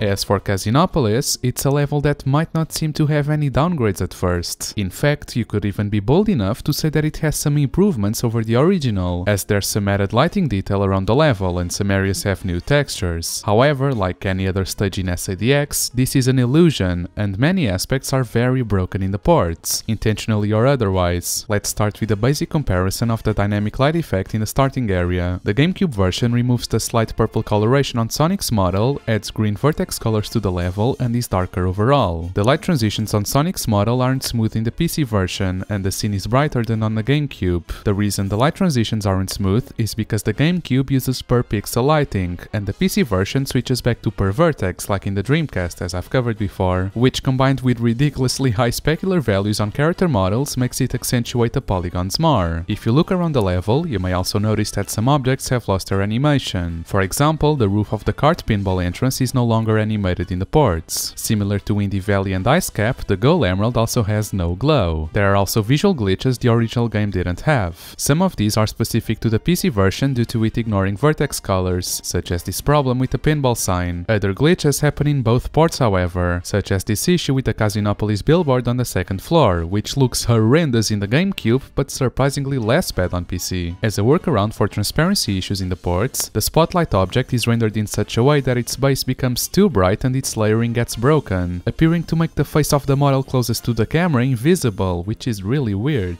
The shiny letters on top of the shower room were replaced with a low resolution texture. The letters on the information billboard didn't follow the same trend, but lost their shiny effect in the ports, being almost unreadable on PC. The Dreamcast version has several unique glass textures for different stages, including this one, while SADX just reuses the one we saw in Speed Highway. The shower room was also redesigned, which doesn't seem to be worse than the original. Even Even so, there's something wrong with the wall lights on the GameCube, which seems to be partially fixed on PC, though most definitely not intentional. Knuckles' level also has its own fair share of downgrades. For example, many lights in the fountain are missing. The gears in this area, which have survived the GameCube transition, are completely static on PC. One of the spinning cylinders doesn't render properly in the ports though, as its top portion is invisible. The lion on the second floor has lost some texture animations, and saying some is being really generous. The sewers look quite different in SADX. The water is no longer animated, the lighting is replaced with green vertex colors, the yellow fog is replaced with a blue one, and you can see as far as in the Dreamcast version. The static water looks passable with the GameCube's distortion effect, however it's hard to say if it's an improvement over the animated green wave texture of the Dreamcast. The giant fan areas have also been slightly redesigned. Other than reduced lighting, the change does not include any particular improvements or downgrades. The lights in the sewers are supposed to dim, which you can tell by the sound they make, but this doesn't happen in the ports because of the way their models are rendered. The strange looking square on the floor near the end of the level is actually supposed to be a light texture. I remember playing SADX as a kid and never knowing what that was supposed to be, but yeah, it's a light texture. It's using an incorrect blending mode though, if any at all. SADX is also missing the big ceiling light. The pinball board has also lost some lighting detail in the ports, but SADX does add other details to compensate, namely the borders of the pinball now being animated with more colors than the original game. The PC version looks brighter, but that isn't the intended look. Sonic's lighting doesn't change when entering the tubes, while in the Dreamcast it used a unique palette. The Knights board has received a minor redesign, with the glass area made green and less shiny. Texture quality degradation is quite noticeable in the whole area too. The second Knights area also has some lighting differences. The scrolling effect on the walls breaks further with each port for some odd reason. I really have no idea what happened there. Sonic isn't lit up in this stage, which is actually an accidental improvement, because the white palette used originally didn't fit the environment at all. You can also see that the tube texture is much blurrier in the ports. And finally, this area has slight transparency issues and some textures have different colors. The lighting on the GameCube can also be considered an improvement compared to the almost full bright of the Dreamcast and PC.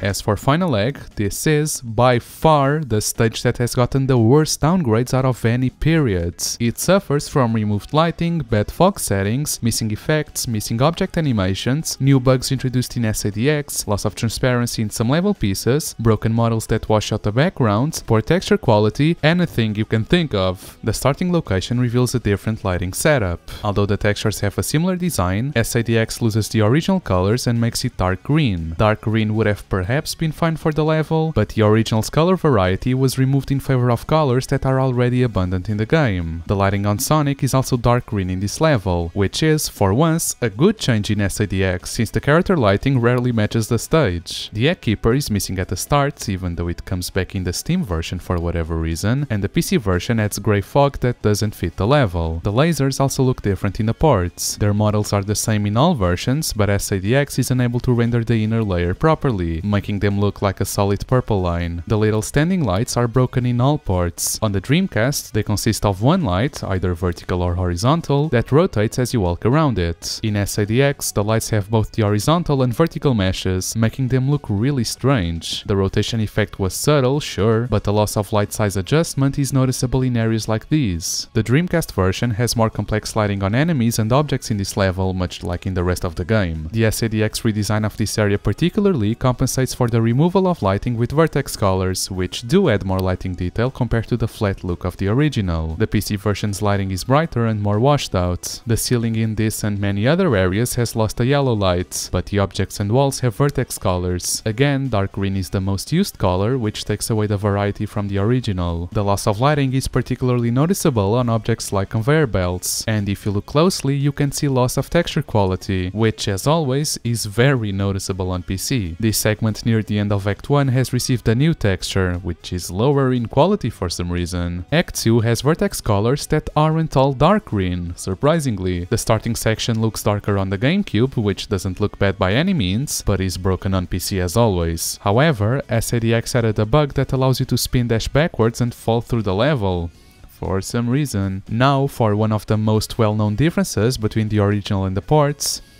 this. All ports have changed fog settings for this level, which makes the bottom of the stage visible from above. The Dreamcast had thick black fog obscuring this area, but in SADX you can see the characters walking around at the bottom after they die, which is another incomprehensible decision. Here is another example of this problem. The fog in the original version also enhances the overall look of the scene, although the GameCube version would have ended up just as good, if not better, if it had proper fog settings. The high-speed sections that take you through blue glass tubes are less impressive in SADX, as there are several problems with this redesign. Firstly, the blue glass pieces were changed to be less transparent, so you can barely see anything through them in the ports. Secondly, the UVs on the blue glass were adjusted to make the environment mapping less prominent, with the tubes being less shiny and colorful as a result. Thirdly, the multicolored tubes were removed in the areas where they overlap the glass, and they are also not as bright in the areas where they still remain, making the scene look darker. Lastly, the large background object behind the glass was adjusted to be darker and more washed out, so you can barely even see it. The texture itself is darker, lower resolution, and has less detail. These were all deliberate changes, by the way. Here's what the background object appears like in full bright, so the change is easier to visualize. And here's what the actual textures for this object look like. Not only are the GameCube textures 4 times smaller, so half the resolution than the originals, but they also have the middle section blackened out. If you look closer, you'll notice that the GameCube textures use the exact same artwork as the Dreamcast, but with altered colors and some rearranged pieces, looking even more washed out with the port's vertex colors. While this resolution downgrade could have been because of performance reasons, even though this is supposed to be an enhanced port on much more powerful hardware, there is just no way the added dark vertex colors and all the editing was accidental. It feels like the level was purposefully reworked to look ugly. This area was also downgraded with a washed out background and simplified UVs on the blue glass. The plasma effect on the spinning electric cylinders was replaced with a choppy animation, but I'll get further into it in just a moment. To probably avoid issues with rendering transparent things, the elevator was redesigned to use opaque textures. This stage also suffers from the usage of alpha rejection, as the blue lights don't reach as far as their Dreamcast counterparts, also not looking as vibrant as the originals. This is particularly visible in Act 3, where much of the ambience is lost in Gamma's level, and the light also gets progressively more invisible with every subsequent port. There is an area where the light is supposed to follow Sonic climbing up a ladder, but in SADX you don't get to see it because of alpha rejection and the edited light model. In the Dreamcast, the light has a low resolution texture that gets scaled to the length of the light, and the noise from upscaling such a low resolution texture creates a most likely unintended but interesting rainbow effect. Since SADX rejects transparent pixels with transparencies below a certain threshold, the entirety of the light texture is thus made completely invisible. Here is another area that illustrates just how much ambience is lost in SADX because of missing effects, lower resolution textures, and thicker fog. Strangely, the PC version looks the most faithful between the ports. Another problem caused by alpha rejection is the roughness of the particles, such as smoke or dust. In this level there aren't too many, but Amy's level ends up suffering from it. Admittedly, it doesn't look nearly as bad as the ones from Lost World or Ice Cap.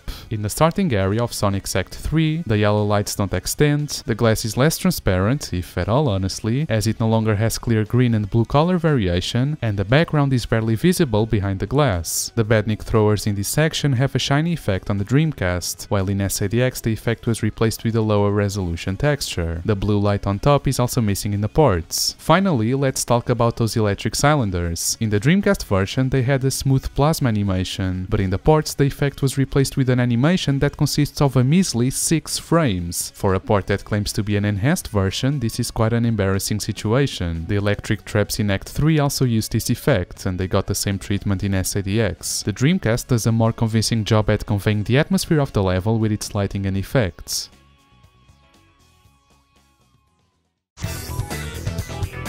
And lastly for stages, let's take a look at Hot Shelter. This is also one of the stages that received fewer downgrades in SADX compared to other levels, with some lighting issues and only several effects removed, which is a blessing at this point. At least compared to Final Egg, it's not broken by any means. The first area in Amy's stage has a different lighting setup and some texture changes. As always, SADX doesn't seem to like glass surfaces with environment mapping, and this level is no exception. However, in this particular area, the glass wasn't removed or made a solid texture, similar, but the UVs were edited to make it look more pixelated for some reason. From a glance, the lighting change doesn't seem too bad, as SADX does get rid of the green tint of the Dreamcast, but ends up adding it elsewhere as vertex colors. This area is just different, not really an improvement or a downgrade. The area outside the elevator has also received some redesign. The carpet texture is different, the shadows on the door and the statues are stronger, and wood textures are replaced with metal, which looks slightly low resolution but still acceptable. This is one of the few areas that holds up relatively well. The green glass problem is also present in the aquarium section, adding a pixelated blob on aquarium walls. As I've covered before, the water behind the glass doesn't render in SADX, which leads to an awkward blank space. The issue with the necessary processing of material color specific to the PC port strikes once again, adding a strange orange color to the floating platform. The floor in this section also has more detailed lighting on the GameCube, but this isn't the case for all areas. For example, the room with the water drainage switch has more basic lighting than the Dreamcast. There's also a problem with the water drain animation. The model used in that animation had its mesh order swapped to avoid rendering issues. However, the code to animate the UVs was not updated accordingly. Because of that, part of the water mesh near the top isn't animated.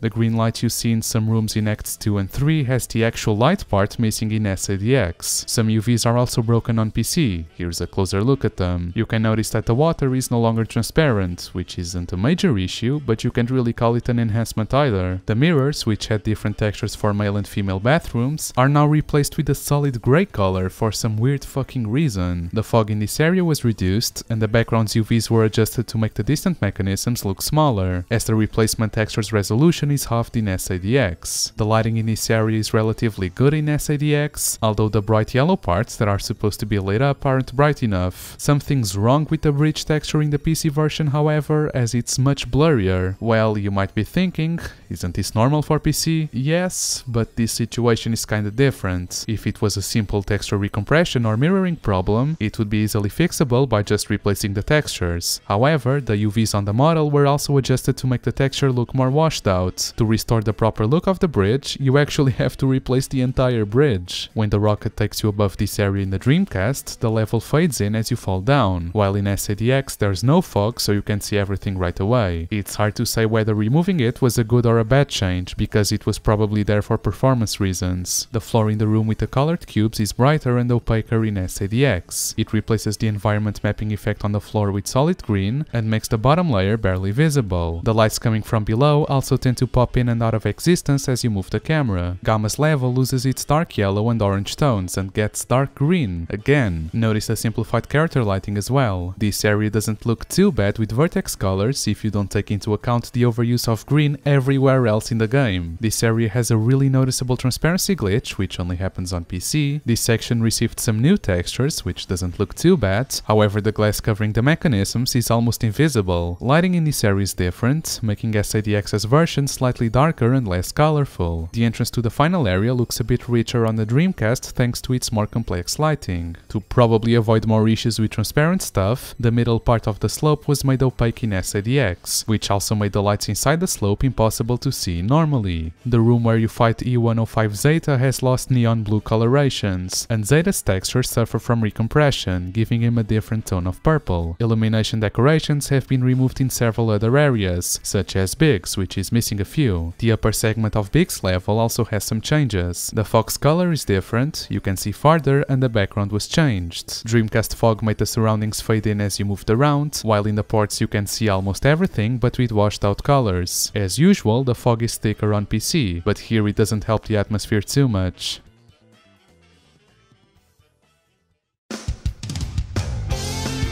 As you can tell by what I've been discussing for the best part of probably more than half an hour, there are several differences and changes between the stages on the original version and the ports. While some of them can be considered improvements, or at least not bad changes exactly, most of them are huge downgrades that just illustrate the many issues and the lack of polishing these quote-unquote enhanced versions went through. Even so, we're far from finished, as Sonic Adventure DX, besides featuring levels, also features adventure fields that connect these levels. And, as you would expect, but all 4 of them feature several differences between all versions. So let's start by Station Square. This field in particular had a major redesign with many new textures. The redesign itself, however, is somewhat questionable. Although it adds some shadows using vertex colors and semi-transparent models, it also loses a lot of details while also breaking some visuals. The area where you fight Chaos Zero was originally a red brick building with a clock tower. In SADX, this was replaced with a smaller copy of the building's lower segments. If you look closely, you can see that this area uses less unique textures, which are also lower quality than the original ones. Another problem with this redesign is that it creates an inconsistency with Speed Highway Act 3, as both clock towers seen in that stage and Station Square are supposed to be the same one, but on opposite sides. There were claims that SADX has better asphalt textures because it's more realistic.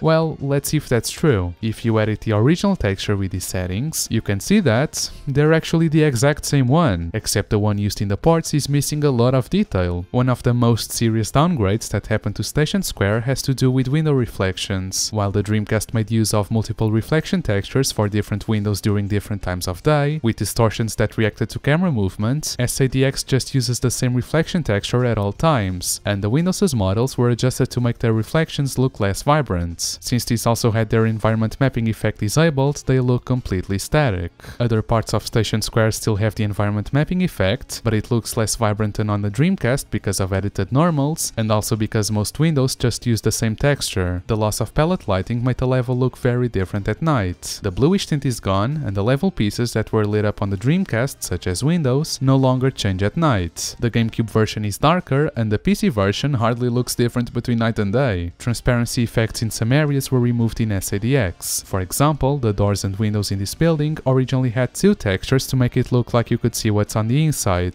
In SADX, one of the layers isn't visible because the top texture with the environment mapping was made opaque.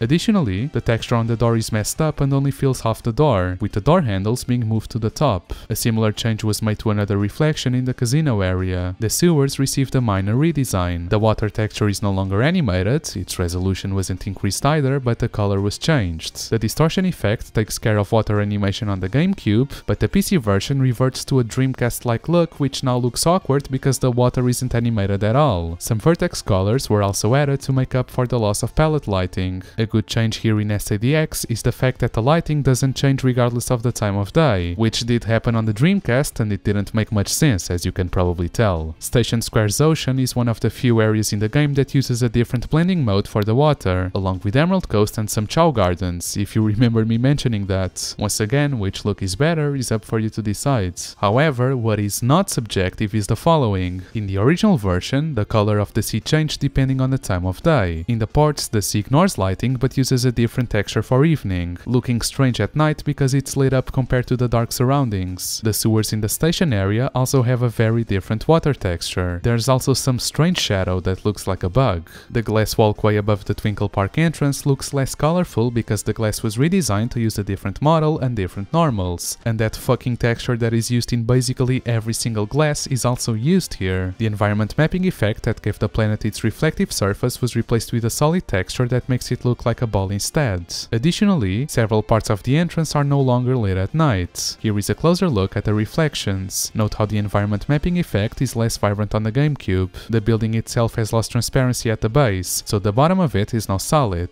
It's also no longer illuminated at night, much like the rest of the area. Like the sewers, the Dreamcast version of Station Square's Twinkle Park changed lighting depending on the time of day, which was corrected in Sonic Adventure DX. Another huge downgrade, similar to the one from Speed Highway Act 3, the cars. They lost their reflective surface and now use a different, more realistic model. Sure, the reflective blue sky didn't make much sense at night, but it is what it is. The police cars have lost transparency in their flashers, which not only looks less realistic, but also makes their inner pieces invisible, as they're supposed to rotate as the car moves. There are other minor downgrades, such as the pool chairs lacking transparency. The windows in Tales' upgrade section were changed to look shut, likely due to high transparency issues. When playing as Tails, the station doors are misplaced in the ports, which looks awkward. Another minor bug causes Sonic's shadow to be overlapped by the crosswalk, for some weird reason. Another problem with the redesign involves overlapping level geometry, which creates a strange looking gap near the newsstand. You can also notice that the reflection was toned down a lot. The newsstand itself has suffered from texture quality degradation. What was supposed to look like multiple newspapers on top of one another, they're now now a single stretch texture. The building next to it was also slightly redesigned, adding new signs. The big issue with this redesign is that the Station Square book sign has a low resolution texture that stands out a lot when compared to the other sharp looking ones. If you look closely, you may also notice that the supposed bookshop sells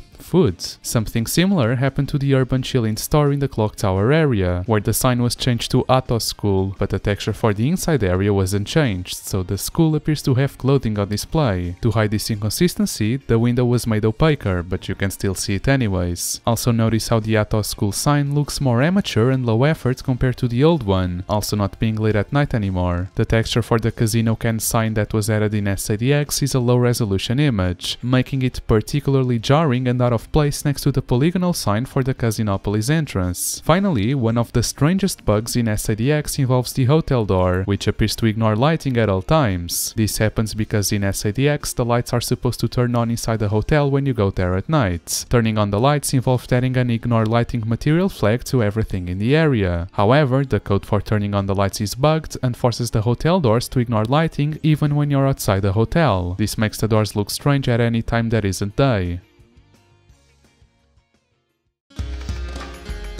As for the Mystic Ruins, it was mostly redesigned with new textures. While these aren't exactly bad, the field itself had some changes that can be considered downgrades. Much like elsewhere in SADX, those downgrades primarily have to do with lighting and transparencies. The differences in lighting are evident as soon as you enter the adventure fields. Note how the lighting is simpler in SADX and how the PC version looks almost the same during day and night. Here's an overview of the main area, which received the most changes in the ports. Some people may prefer the more detailed land texture and rockier appearance of SADX, while others may prefer the grassy and forested atmosphere. For what is worth, the lighting on the GameCube is a lot better than in the PC version, which looks the same both at day and night. The Dreamcast goes for a darker, more mysterious atmosphere at all times of day, while SADX goes for a more welcoming and warmer feel. The Egg Hornet area was also redesigned. The palm trees in the Dreamcast version ignore lighting for some reason, which was fixed in SADX. The GameCube version looks fine, but the PC version has broken lighting as always, looking even worse at night. The pond is one of the most criticized areas on PC. The Dreamcast has a static water texture, the GameCube has a moving distortion effect, and the PC version also has a static water texture but with additive blending. The waterfall is also more colorful in the original game, so which one looks better between the Dreamcast and GameCube comes merely down to preference, but the PC version has the worst looking one by far. The sea textures were changed as well. They don't look too bad with the GameCube's effect, but the animation of the waves washing the rocks doesn't fit very well because of transparency issues. The problem becomes even more noticeable on PC since there's no distortion. A similar problem happened to the water wave animation on these rocks. Notice how the PC version C is even less transparent and even adds fog, which affects the ocean. The rock that blocks the passage to Angel Island sticks out a lot on PC because of material color problems. It also looks more noticeable on the GameCube than on the Dreamcast since there's a clear division between the lighting on the level geometry below it and the entrance object. The Angel Island was also redesigned, which involved the removal of most decorations, including trees. The altar suffered the same fate, losing many decorations and detail, making the area look emptier and sort of lifeless. The glow of the Master Emerald is much more noticeable on the Dreamcast, gaining a bluish tint on SADX. You can also clearly see the limits of this glow effect on PC. The vibrancy of the ice cap area was reduced, and the environment mapping effect on the ice was made more transparent, strangely, but less shiny. The PC version adds blue material colors, which isn't bad at all, but creates an inconsistency with the color of the actual ice cap stage in that version. Now for something that truly makes SADX unplayable. This plant was changed in the ports, and its transparent parts were replaced with copies of non-transparent parts. Absolutely unforgivable. The jungle area also received some serious changes, and in my opinion there's barely anything to be considered positive here. For example, the original game uses fog when you descend into the jungle to enhance the atmosphere, but if you climb up or go to the temple area, it slowly disappears. Not only was this effect removed on the GameCube, but it was re-added on PC with wrong distances and is present all the time. If that wasn't enough, it, as always, washes out distant colors when looking at the jungle from above. Additionally, the top part of the jungle uses a lower resolution texture in SADX, but the models are less flat. The PC version completely ruins the jungle with broken lighting, fog and unnecessary material colors, which make it pretty obvious where the walkable paths and walls are. The water texture in the jungle is too transparent in SADX, so so it almost looks like there isn't any water there at all. Interestingly, this is one of the few areas on the GameCube where water is missing the distortion effect, which would have certainly helped here. The decorations around Big's house have lost all animations in the ports for some weird fucking reason, making this area feel a lot more dead.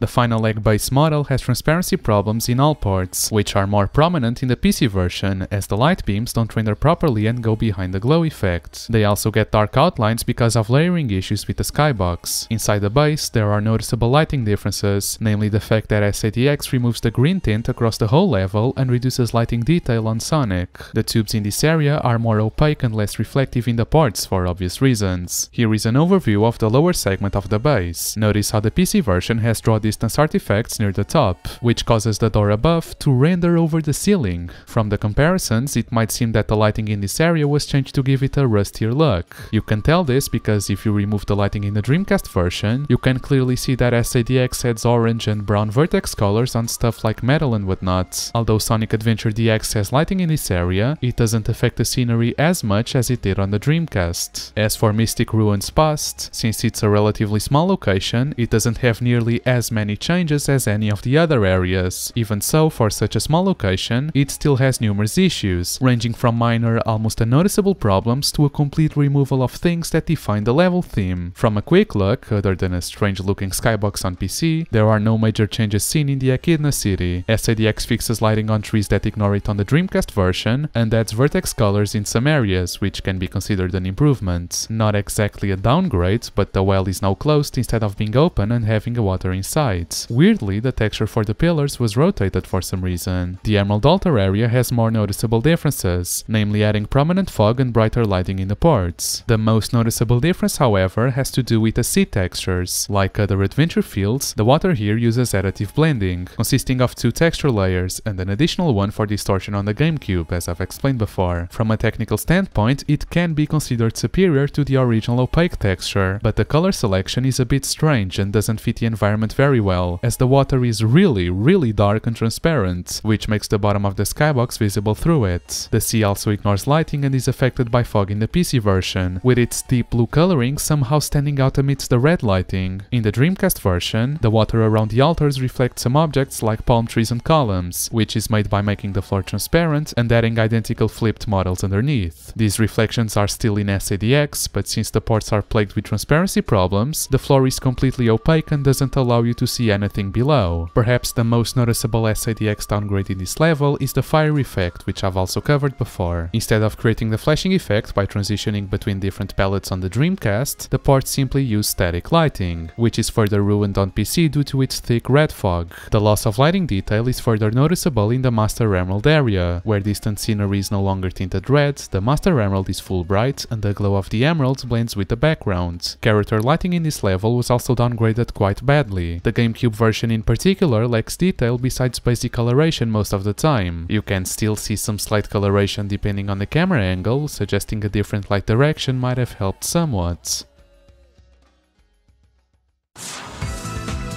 Now let's take a look at the egg carrier. In comparison to the other fields, this one has received a less radical redesign in the ports. However, the changes introduced here also range from minor improvements to some loss of detail and color variety. An overview of the main area reveals better object draw distance in SADX, but also the lack of purple tint on level geometry and some minor texture differences. The texture used for the green glass floor is different in SADX, but is actually a recycled window texture that's used in both versions in other locations. The unique green glass and reflection textures that were present on the Dreamcast aren't used anymore, and some variations have been removed entirely. Now that we're in this area, we can take a look at the sea when the egg carrier sinks. The ocean mesh has a semi-transparent cloud underneath that simulates the rest of the egg carrier, creating a shadow effect. The ocean in SADX is more transparent due to additive blending, and since the water waves aren't animated anymore, it makes the sea look static when it's supposed to look alive. The projector beams have some issues in SADX, but the issues are different in every port. While the GameCube has a semi-transparent outline around each beam, this is actually fixed on PC, but to compensate this, they blink randomly instead. Since this is actually handled in code, it might actually be an intentional change, which isn't terrible by any means. Here is an actual enhancement for a change. Some level geometry and objects are better textured in the ports, such as the inside of this turbine, which in comparison looks really unfinished on the Dreamcast. Unfortunately, besides these improvements, there are many other issues present. For example, this glowing animated monorail logo isn't displayed in the ports because the texture's alpha channel makes the animation invisible. The entrance to Skydeck has glowing lines on the monorail running under the green glass. Well, it is green on the Dreamcast and GameCube, but becomes blue on PC. The ship captain's seat is missing some pieces and animations. It also lost some transparency in the background mechanisms with green glass and suffers from reduced lighting. The reflection effect on the windows is missing too. The cutscene showing the egg carrier transforming has dark fog in the Dreamcast version meant to enhance the atmosphere. This fog is disabled in the ports, including on PC, which loves to add unnecessary fog for some reason. Any sort of lighting is also missing on the egg carrier, and Eggman's logo is cut in half on PC because the model was edited for texture mirroring, but the texture itself isn't mirrored. Some minor enhancements in the pool area include added Eggman logos on the umbrellas, yellow vertex colors, and improved collision, but the lighting and textures were made so bright that it feels like a hospital instead.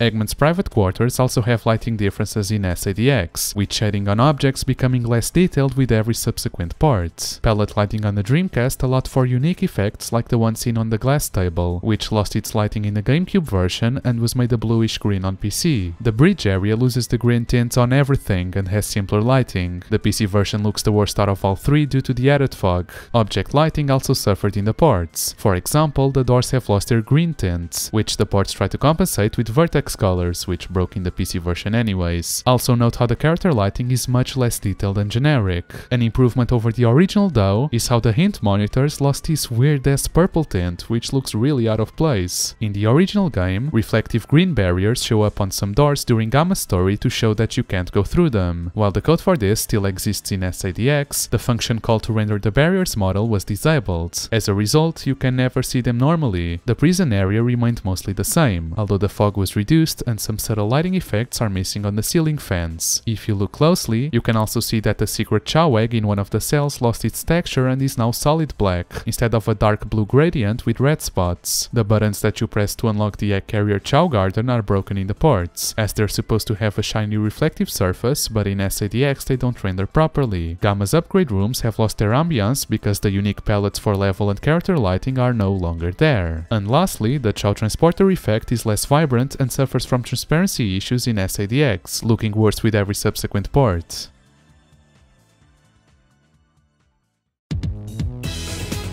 Even though we're done with adventure fields, you might have realized that there are still some areas to cover. And you'd be right, as we'll be taking a look at the Chao Garden, Sky Chase and bosses next, which are the actual last areas to cover. Starting by the Chao Garden, you might be aware that this system is very bare bones on the original game compared to what was seen in Sonic Adventure 2, being further developed in SA2 Battle, which is the system that was eventually included in Sonic Adventure DX as well. Evidence of this includes leftover animation data, Chao Karate textures, data structure similarities, and model formats rarely used anywhere else in the game, suggesting it's quite literally the battle system but on top of SADX's engine. Much like I did with my Sonic Adventure 2 development videos, you can read everything about this in more detail at the Chao Island website, as I won't really be covering smaller details like behaviors learned from different animals and whatnot. However, I'll be quickly covering the differences between the original system and the new one, and then the visual differences between the physical garden areas. The first difference is the Chao minigame. The Dreamcast version used a VMU for Chao Adventure, a minigame where you could put your Chao on the VMU by using the transporter to quote-unquote take it out for a walk, where you could increase the Chao stats and find different fruits. This minigame was also the only way to check your Chao stats in the Dreamcast version, while in SADX you can immediately see them when you pick it up.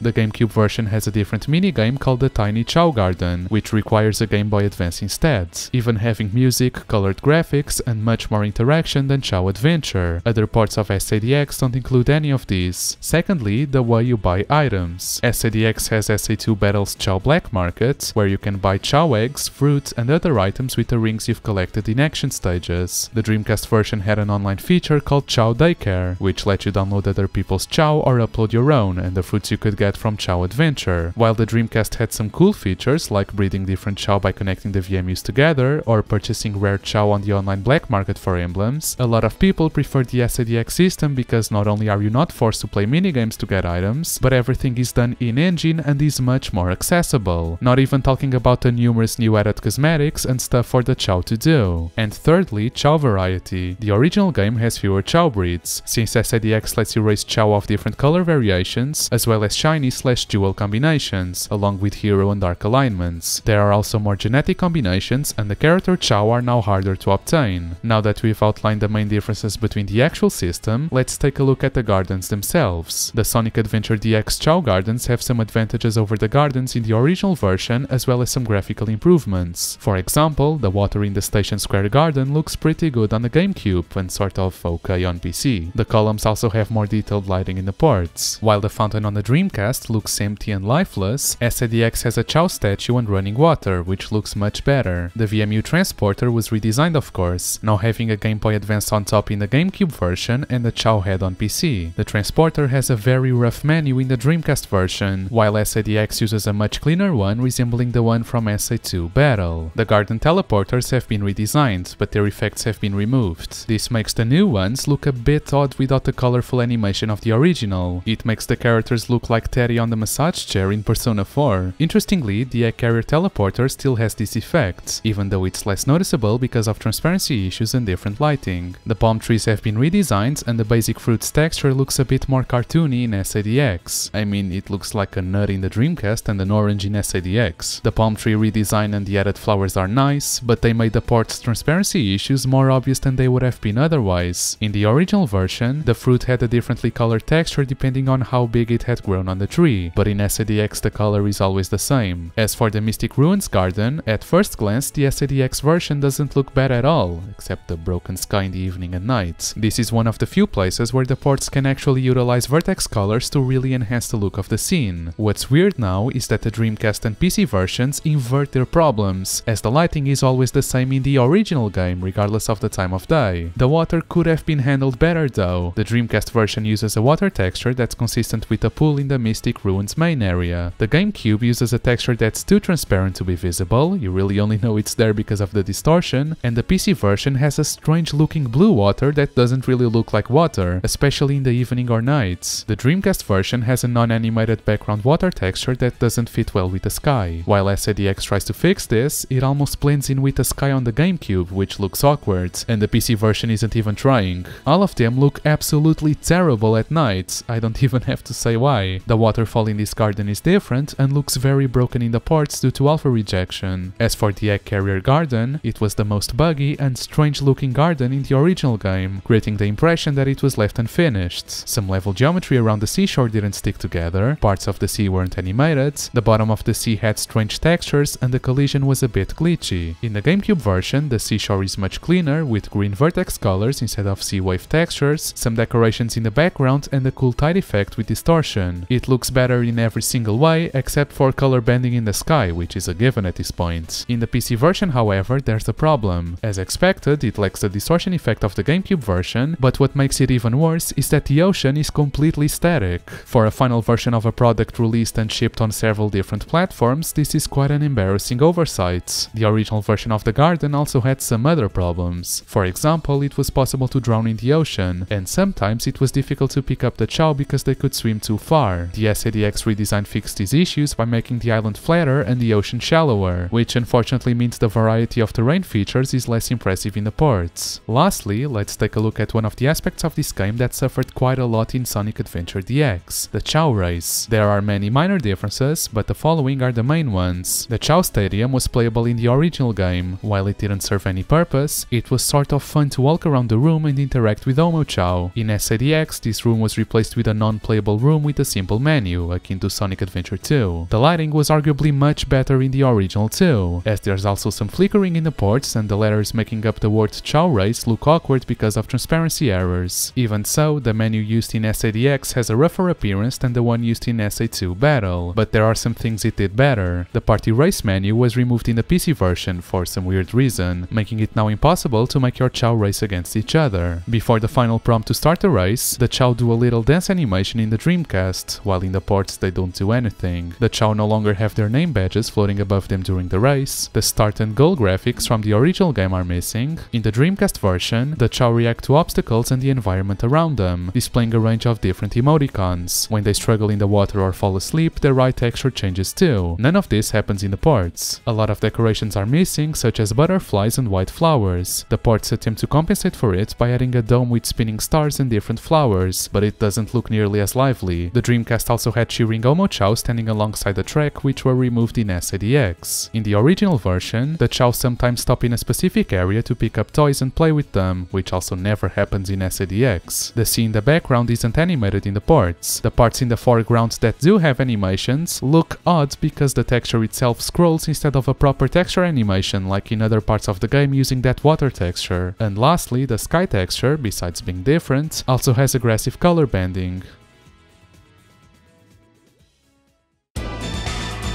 And that's about it for the Chao Garden. Now let's take a look at Sky Chase. Even this minigame received some downgrades in Sonic Adventure DX. The issues are mostly the same as everywhere else: worse lighting, poor texture quality, transparency problems, and model issues. The character models used in Sky Chase were updated in the ports. While the Dreamcast used low poly models that look similar to the ones from Sonic R, SADX uses the normal gameplay models. However, the lighting on the tornado is more basic than in the original game, barely even having any custom lighting at all really. One of the first things that you can notice in this stage is that the egg carrier isn't visible immediately in Act 1. Instead, it gradually transitions into existence as you progress through the stage. This is likely due to the ports reducing the skybox scale here, which obscures the egg carrier for a while. Another issue visible here is the layering of the sky. The Dreamcast version had smooth transitions between the static clouds and the animated bottom of the skybox, but in the ports the transition is sharper with noticeable color banding. In addition, since the PC version processes material colors, the clouds become dark gray instead.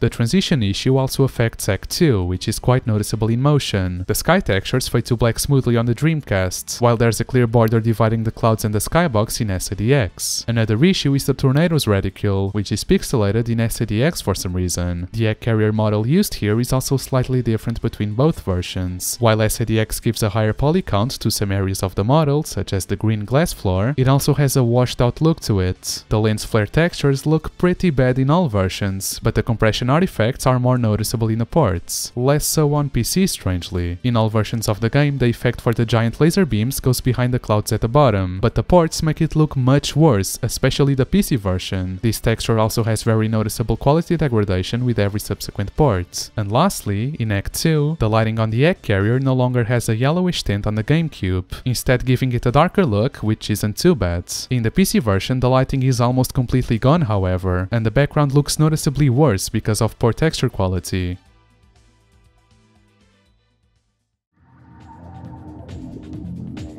And now let's finally take a look at bosses. There are a ton of differences, believe it or not, but I'll try to make this as quick as possible. Chaos Zero's downgrades are mostly the same as Station Square, such as different car effects, different models, different textures and different lighting, namely the lack of cast lights for the police car's headlights. Chaos Zero itself looks slightly different, missing the green glow on his chest in SADX. The exact same thing happens with Chaos 2, which is also missing the effect on his torso, as well as the parallax effect on the background windows being missing, and the columns not being transparent when they're close to the camera. Chaos 4 lost its murky green water texture, which is now more transparent and less reflective. The boss itself lost the green specular lighting specific to this area and looks more generic. And when fighting it, you can also notice that the green glow on rings and characters is missing. Chaos 6 has suffered by far the most lighting downgrades, as the Dreamcast uses a special palette that gave it a dark, intimidating look, which is only somewhat successfully replicated in the GameCube but completely missing on PC. The green green glow on the Eggmobile and some objects is now given to Sonic instead, and the animated half of the skybox has an incorrect Y position, that instead of being below the ship so that you can only see it near the edge of the battle area, it's placed right into the sky, creating visible seams between the animated and non-animated layers of the clouds. Perfect Chaos also has a lot of downgrades stemming from transparency issues and other lighting downgrades. Like Chaos 6, Perfect Chaos also uses a unique palette, which is completely missing in the GameCube, or any sort of lighting for him really, which doesn't look as horrendous on PC. The Egg Carrier 2 model also has excessive white specular lighting, which makes it look strange on the GameCube and really fucking weird on PC, as well as the collapsed buildings using different, more generic models. Other effects are broken, namely when Perfect Chaos is hurt, which gets stuck on the last several frames in the ports, causing them to flash all over the place. The waterfalls have a particle effect at the bottom, which only gets shown at specific angles, so it's missing for the most part. There's some faint mist around the boss's location, which blinks due to alpha rejection. When the boss emerges from the water, the tornadoes around his body fade in slowly on the Dreamcast and GameCube and just pop in on PC, and the spinning animation for the tornadoes as UVs are much harder to notice since they're choppier in the ports. Egg Hornet has less vibrant metallic reflections and doesn't shake when it hits the ground in the PC version. Egg Walker really only has the same changes as Station Square. However, the cars are using their shiny Dreamcast models for some reason. The boss's lighting is also broken in both versions of SADX. Egg Viper suffers a lot from lighting downgrades, which are noticeable even on the cutscene that leads to the boss, although it doesn't look too bad at the start of the GameCube section. The area where you first see the boss is missing the green shading entirely, and the boss is lit up on the GameCube for no reason, not looking as bad on PC since nothing has lighting basically. The walls in the area where you actually fight it have a different design, aiming for a rusty look instead of something aesthetically similar to Portal. The lighting was simplified overall except for the character lighting, which is one of the few cases where it actually doesn't look generic in SADX. Most lighting effects are less bright on the GameCube and missing on PC, such as the red explosions and the red effect that plays when you damage it, which color the walls red,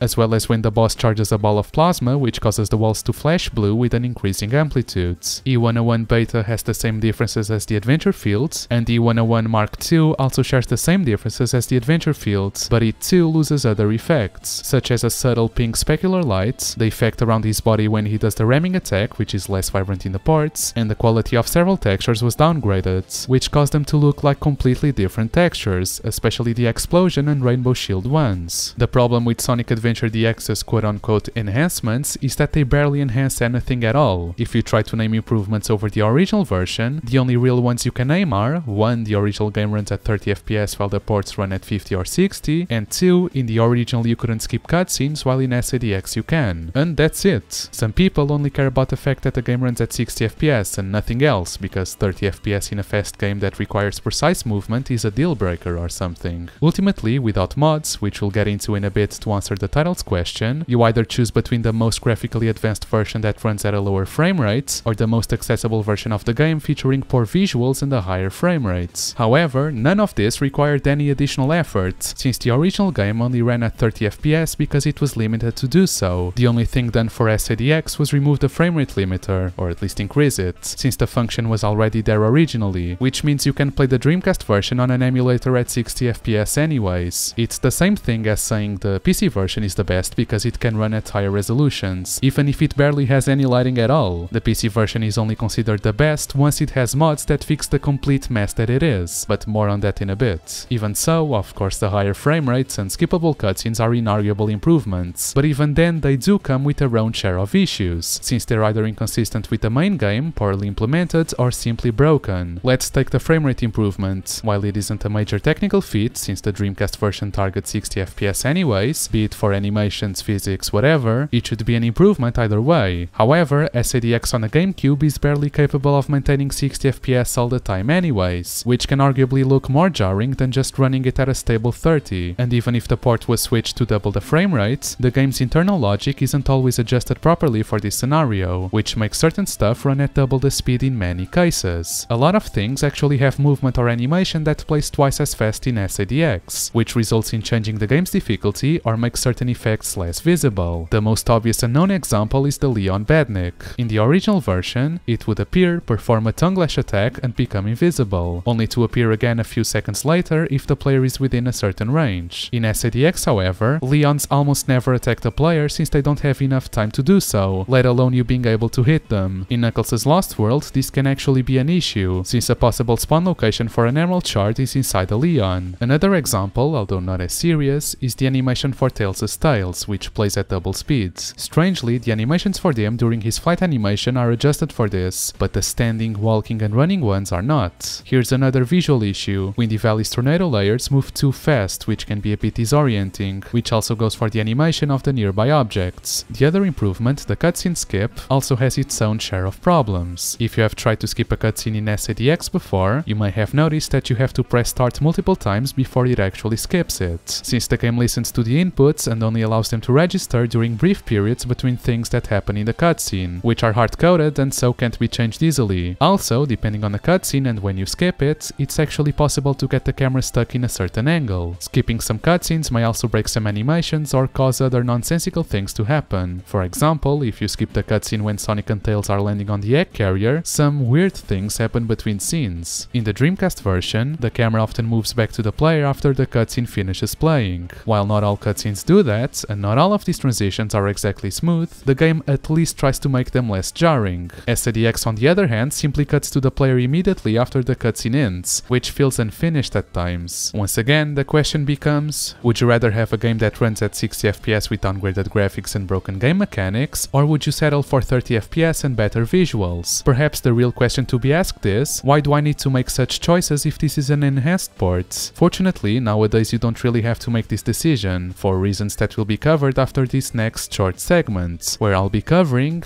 whatever changes I haven't covered before, which are still in considerable number, but I'll try to make it quick once again. The Dreamcast version had an animated Sonic Team logo with an ocean background, while in SADX it was replaced with a static image. The title screen is completely different between both versions. While the Dreamcast had a stylized Sonic Adventure logo with a water ripple effect behind it, SADX replaced the ripple effect with a scrolling background, added a render of Sonic, and made the logo more generic looking. The pause menu was also slightly redesigned, as it now shows which mode you're playing, be it adventure, trial or mission, removes shadows and uses a smaller font. The corners are also no longer rounded, and SADX adds the option to switch between automatic and manual camera. As for FMVs, the GameCube has the highest quality intro out of all versions, while the PC version wins at every other FMV. However, a closer look at the intro movie for SADX reveals that, despite quality improvements and whatnot, all ports use an intro that's based on an earlier unfinished version, similar to the one seen on the Sonic Adventure Auto demo. In fact, SADX's intro has more in common with the prototype intro than the final one. The majority of Station Square shots in SADX's intro look like the auto demos, while SA1 uses shots from Super Sonic's story. For example, in this shot, the GameCube version is missing some fog and lighting details much like the auto demo. Similarly, the GameCube intro is missing some pedestrians. If you want to see these differences in more detail, check out my Sonic Adventure Cut content video, where I probably compared that in the auto demo section. The GameCube version is rendered at an incorrect aspect ratio. While this was usually corrected automatically by older TVs, the error becomes apparent in more modern ones as everything becomes squashed. The font used for subtitles is different. All lines, such as Gamma's laser scope or Big's fishing line, are thicker on the Dreamcast, and some tutorial images were updated to show the new SADX graphics, including visual bugs such as the blank spinner eyes. There are a few other nuances having to do with extra content and whatnot that I simply do not give a shit about, nor does anyone really, though it's worth mentioning that the Kree model you see flying around during the story only looks broken on PC, as it looks perfectly fine on the GameCube.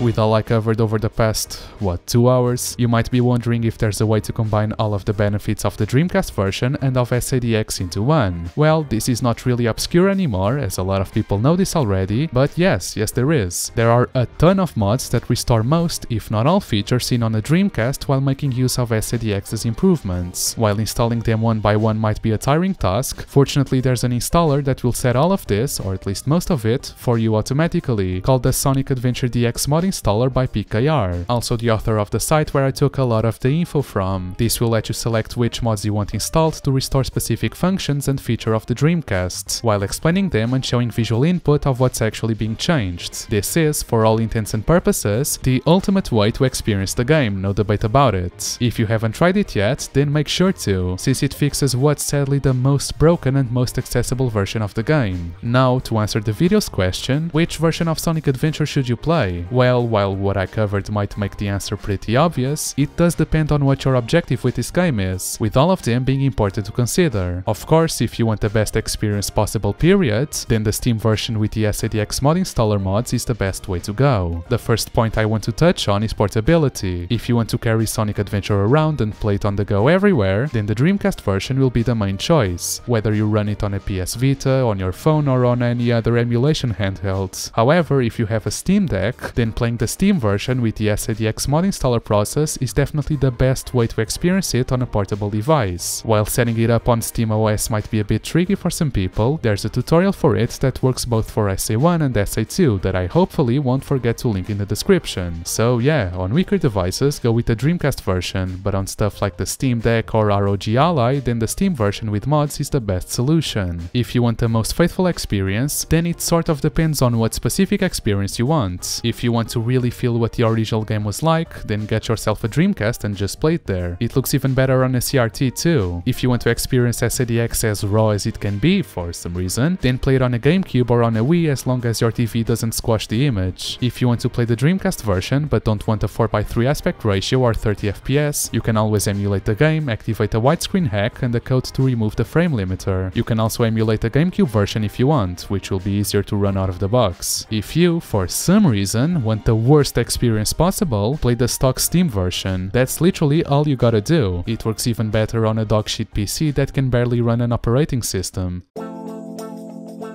Sonic Adventure DX is commonly referred to as an enhanced version of the original game. However, as you might have learned from watching this video, almost every single area you look at is a direct downgrade compared to the original. This video essay, including what I'm gonna say in the outro, has a grand total of 25,550 words. That's just how much stuff there's to talk about regarding differences, and I still chose to left some even less important stuff out. These parts are an incredible mess that erroneously leave a bad impression on every single person that plays them. A few friends of mine wanted to try it when we created a Steam family after that update that lets you play all of your friends' libraries, and just imagine their will to play dissipate as soon as I said that the ports were shit and that they needed to install mods to not play a broken mess. Well, while my approach might have not been too welcoming, and I know I'm not alone on this, only say this because this game means so much to me, as it does for so many other people, and I don't want my friends to have the impression that the game's shit because the ports are a horrible attempt at trying to replicate the amazing game that SA1 on the Dreamcast is, because I simply can't believe that Sonic Team tried at all with these ports considering how broken they are, especially the PC and next-gen console versions. The least that could have been done by the developers was to patch some of these issues out over the years, yet they simply left the worst versions of the game to be the most accessible since they know they sell anyways, so they don't have to give a shit about it. I'll make a video like this for Sonic Adventure 2 as well, which at the surface the ports might not seem too bad, but that's also only an illusion. But yeah, I hope this overly extensive video answered all your questions, and I too hope that you found it interesting enough to still be hearing this. I also hope that you enjoyed the video, and if you did, please consider subscribing and turning on notifications as these videos take a lot of effort to make. If you want to support me financially, you can also do it on Patreon for €1.50 and get perks like early access to videos and your name at the end of the screen. I also have a Twitter if you want to follow me there, and check out my community tab once in a while where I post quite frequently with video news. And that's about it really. I'll hopefully see you soon.